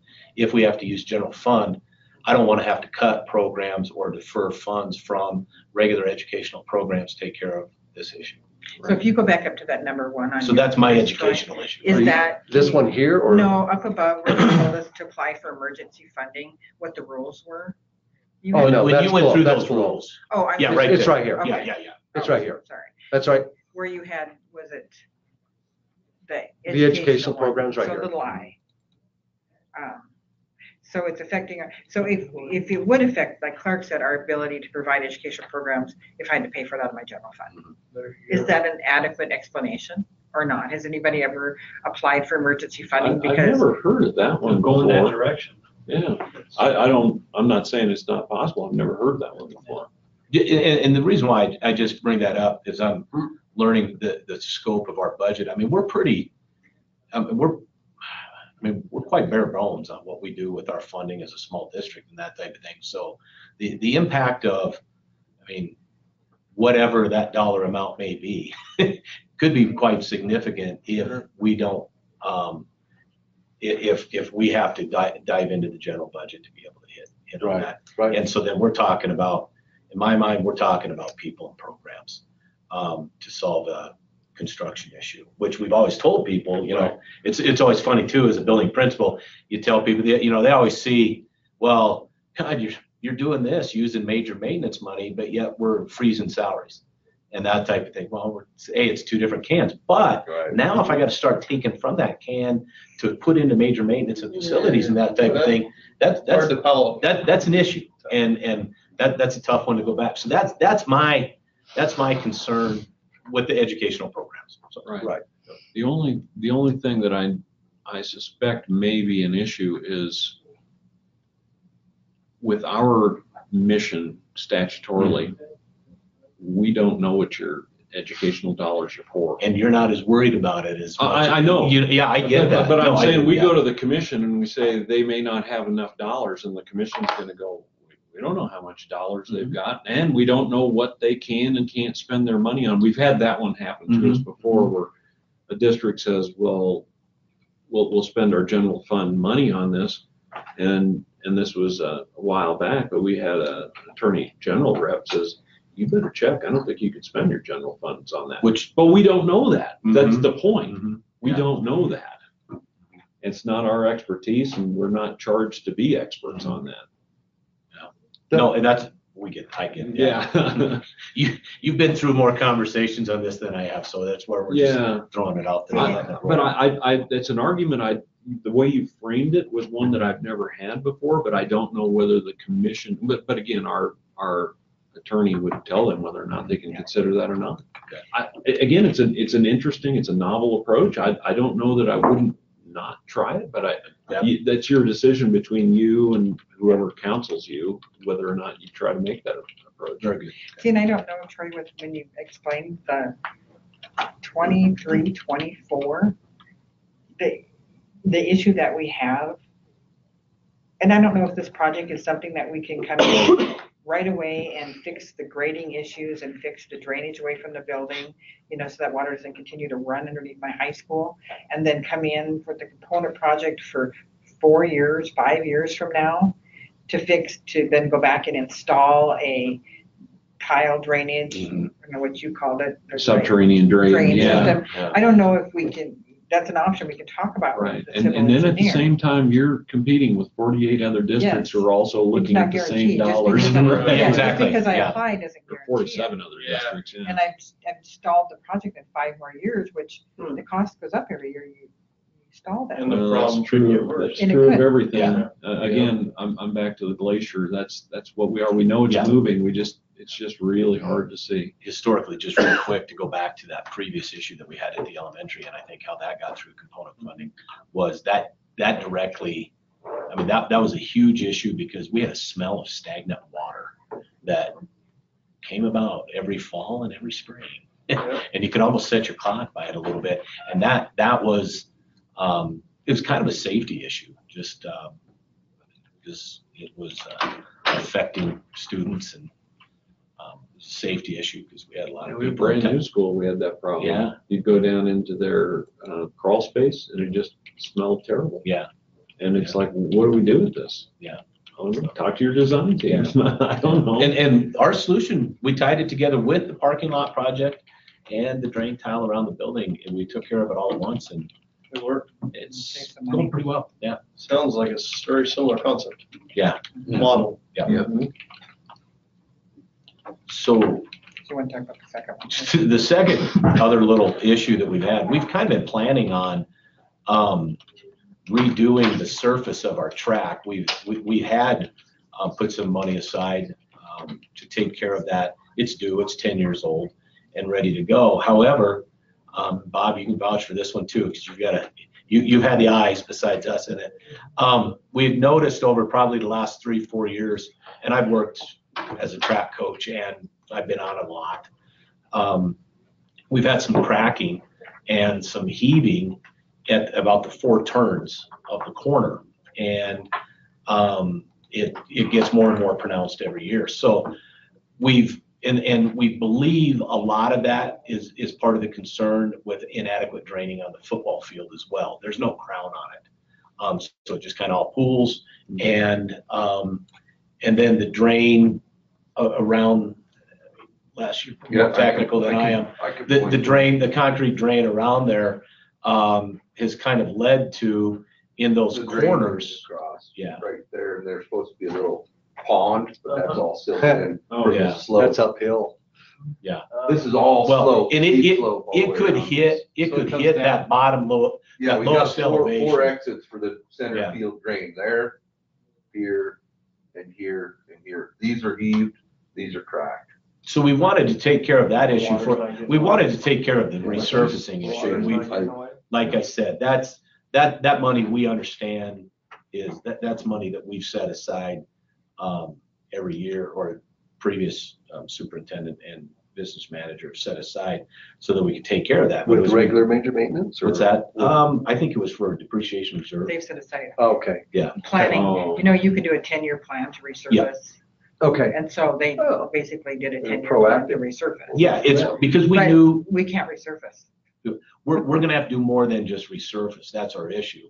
Because underneath where the heaving has come, we're going to probably have to do some structural work, which, in my understanding with Bob, correct me if I'm wrong, that portion of it could be repair replace, because that was an issue. Yeah.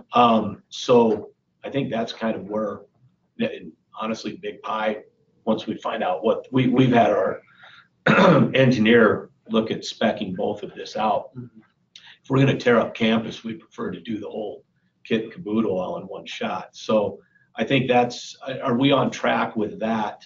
I think that's the big question, Roxy, that we've got is. So holistically, drainage issues on the campus as a whole. Yeah. Which includes the track area, right? Exactly. So what we're looking at doing is we're going to tear up the sod and recrown the field and then replace. And we understand some of that's just going to come out of what we had done with depreciation reserve, but we're trying to figure out, can we use the major maintenance money, repair and replace, because we haven't had a proper drainage on the football field?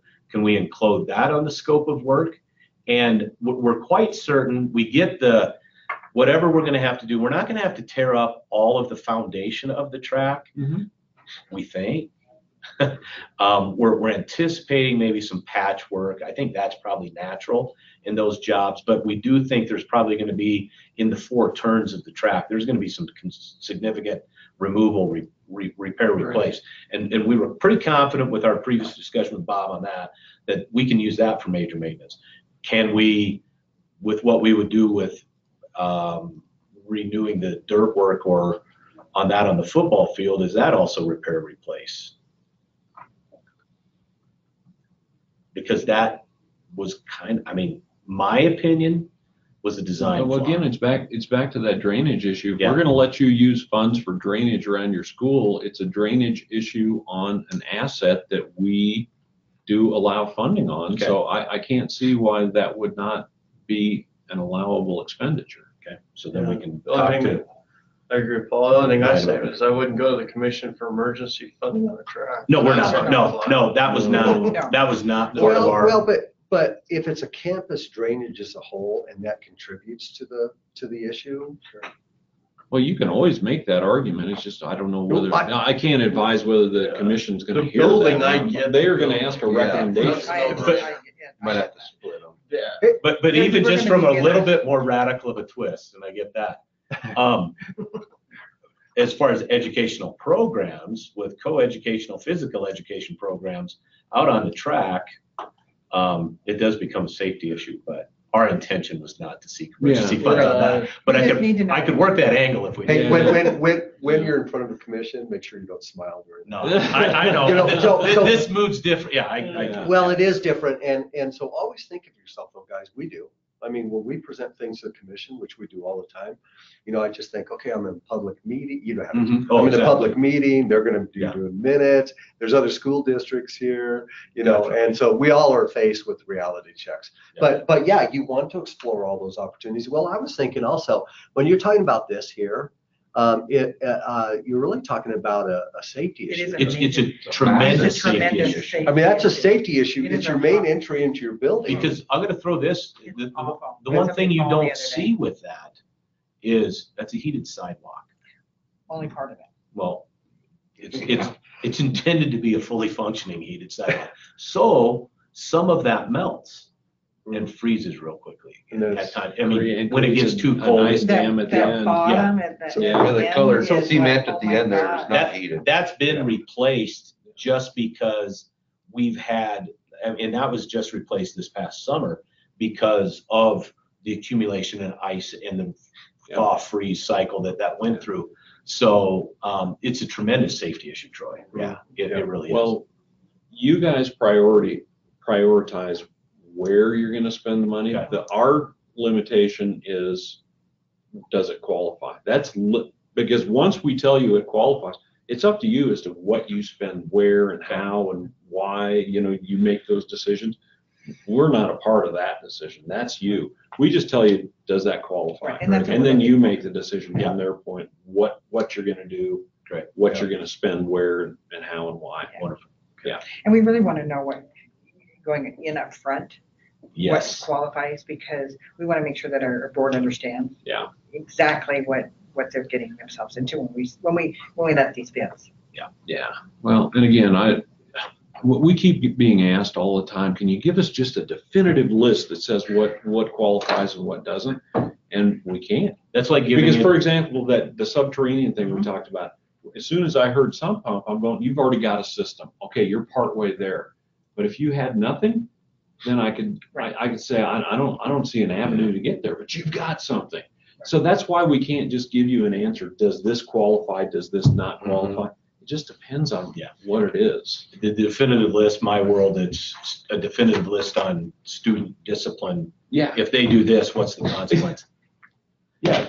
Never had them do that before. See, we've so got yeah. the same kind of a problem I on our get it. side of the fence. Definitely do. Yeah. Okay, so I've simplified 3 steps. Anybody want to add, edit, change? Well, future component I think you got it right. So, And I do appreciate you taking the time We do. to have you bet. this discussion with us. Absolutely. I feel So it's really helpful. more comfortable moving forward and more informed. I mean, okay, that's great. We appreciate the dialogue. So guys, and obviously Bob's an important part of this. Work with your PM. He'll be working with Paul. Yeah. Um, Very good. You guys can go up together, If I have any questions, I'm gonna go to Paul and have our conversation. Great, okay. I love your community, so yeah, just to go up there, I'll go. Great, okay, good. I'll have to take you up, yeah. Right, and do a site and see it in the middle of winter and see the issues. So anyway, that's important. And then guys, we're available to work with you through your PM and stuff to consider things as you develop this and these guys get comfortable with where you're at and putting in a complete document of addressing if you're going to move toward emergency funds and stuff like that request. Do it holistically, make sure it's thorough, and stuff like that. So because as a department, I mean, we will, I mean, if it's clearly does not qualify for major maintenance, it doesn't happen very often, but we make recommendations to our commission not to fund something, so those things happen. So what we don't want to do is end up in front of a commission and fail, right? Yeah. That does, it doesn't do you any good and doesn't do us any good. Not to say that we could say something and you go, well, we don't really care. We're going to go anyway. But we'd be honest with you, Yeah. So, okay. Is that good? We're very good. Add the word based on the scope of work and cost. Okay. I gotcha. Okay. Because that, in my head, that's, I don't know what it costs. We don't even. We've been pushing. That We've keeps been pushing going and on and pushing on. and pushing, right, but. They need a number. Okay. Have they indicated when they might have it for you? He's He's working. working on it Any fast and day. furious. You know, part of it- We're in good dialogue with him. He's doing. We got slowed down with the weather issues we've been having Yeah. when the surveyor, came in and, was It was supposed to be a 4 feet of 2-day snow. project. You know, so just the weather has caused some delays. You could be in Duluth, you know. Be what? 30, you could be in Duluth Yes. where it's That's 30 true. below Yeah, actual. that's true. Who is your engineer? Ryan Christensen. Is he out of Gillette? He's out of Sheridan. Sheridan. Buffalo. Okay. Sheridan, Buffalo? Sheridan. The Ridgepoint surveyors, Consulting. Ridgepoint. the Okay. surveyors are out of Buffalo. And Ryan is originally from Upton. Well, understands Newcastle-ish. The lay of the land and, Yeah. you know, familiar with the project. Nice. It's always good to get somebody who's got a little legal For an understanding. excuse to come back to the community. So. Yeah. You know, so it's been really, really good working with him. He's been very, very thorough from my experience so far. Okay, so no capital requests. We are looking at that boiler for the elementary thing, but That's a component level that's a project component level projects. in your next go around. What did we, so we did because the school district you were talking about earlier, Paul, where they did temporary fix, and they had to come back and ask, what did we classify that under, Brandon? Do you remember for On the component. on that kitchen? Well, yeah, for the final fix. Final fix on that? It What was did we capital. classify that on? It was capital? They just went for a capital request. Okay. So in our annual report, it shows up as. Condition-based capital request. Yeah, it shows up in an emergency because they had to do a Band-Aid. Yep. And then under the condition. I mean, this is what I'm trying to cover for them is like, if that comes in, there is a temporary fix and we need a permanent fix, maybe we should leave some leeway until they can actually request for that in this next biennium. I don't think it hurts to mention that. Yeah, that's what I'm saying. That way if something does come back and we are able to do that, that way we don't leave them out. So Charlie, are you saying that because capital project money would be available sooner than some of that component level money? Well, I mean, this is for the 21, 22, so this is available July 1st, Right. 2020. And so, you know, if you were to be able to get a temporary fix in there and then for a long-term fix, be able to do that, it'd be nice to do it in 2020. In the Yeah. budget session. Right, so that's what I'm saying. Do we want to make a provision to make sure that they actually get Times two. considered? Because, yeah. We need to know, you better call that guy right now. Okay, and under what category again? That's what I was trying to figure out. Well, I mean, here's the The deal. problem is the rules and regs have changed since then though. Yeah, I get that. They have. Yeah, Oh, yeah, you're right, because Our it's broken Bible- down to the three different pieces Yeah. that has to qualify. So back then we didn't have that. We had Yeah, you could put in a Condition, condition. capacity. Capacity. Right. Now we don't do that anymore. Right, so it's more challenging. Do we have an other category? So it's kind of interesting though, because I mean, every once in a while we have these weird things pop up. Yep. But you're right, we had these two, now it's this composite score based on, I don't know, I just. Let's get the number. Because then we see the magnitude of what we're dealing with. In my head, I can't do nothing. It may be $100,000. You know? Well, and then. We're anticipating more than that. I'm just saying, or the guy could say, hey, this is Yeah. $1.6 million. We're talking two different. Yes, well, then our mode of thinking changes if it gets to be that big. Yeah, we need to know. Yeah. So we can all make. Yep. If it's $100,000, it's this path. If it's 1.6, it's a whole other path. Well, that's what I'm trying to say here is I don't want them to be left out in the cold necessarily if, you know, if it comes around, there is a temporary fix and then for the permanent fix to come Yeah. down the road.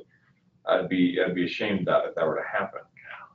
That's what I'm trying to figure out on that. I just don't know, again, we don't have the freedom, I think that's really a good insight, by the way. Yeah. I just don't know if we have the freedom, guys, to go outside of the rules and regs on Well, this. we don't. You don't. I mean, so I would love to say, man, we wish we could ask for a major capital project. And then you have to go back to equitability, and equitability says, here's a list. And capital projects are driven by this list. And so, you know, and maybe someday we ought to address this maybe in rules and regs in such a way that we say, you know, maybe There's that's other what we need to do. And George has been talking about that with Has this he? composite thing. I know he's talking about trying to go to the commission and see if they will request the legislature take some action, but again, that's, It doesn't help us. yeah, it's It's relative. just the rules and regs update is 9 months a year. Yeah. Yeah. And let's do emergency one and get crucified for it. So that, guys, that's what I have. Any other Okay. comments? No, I think I'm we're good. good. We're trying as hard as we can to help you guys. And I can't tell you how much we But I'm like, appreciate Brett, that. until I Yeah. know what this is gonna cost. Yeah. Right, get it more efficient, but these two are very important to follow, right? Definitely. I mean, huge. And then we'll have the insiders all along all the way to as well. Okay, guys, That was probably the longest unique issues, ideas, and concerns we've Sorry. ever had before, which is really That's cool why- though. but that's why we're here. Glad we could bring that and why we wanted to show up in public. Yeah, or in person. That is wonderful. Anything else? We're about ready to close this out. Anything else we need to talk about? District, anything else you want to address that hasn't been addressed already within the facility plan before we quit? I think we've emptied our tank. I think we're- Yeah. And we do Okay. appreciate your time. Oh, you Yes, we bet. get it. This is why we're here. Stuff, because this was important for us, all being newbies, that I've put faces to names for years, but these two need to put faces to names. And I just thought it was important that they come Yeah. and meet everybody. And you can have better dialogue sitting at a table with somebody than, and I do appreciate the opportunity though, in the future to be able to do it distance, but every once in a while you just need to sit down together. Yeah, and then that's why we have a team sitting here, right? And I'm talking to staff now. That's why we have a team here, right? I couldn't have carried this conversation. You couldn't have by yourself. You couldn't have. We all had to carry this conversation together, and that's why we have a team to do this. And then it comes out with valid facility plans and real discussions, and we know where to move. Right. Yeah. Okay, well, with that then, staff, any other comments before we call her quits? Okay, with that. Hey, thank you so much. We appreciate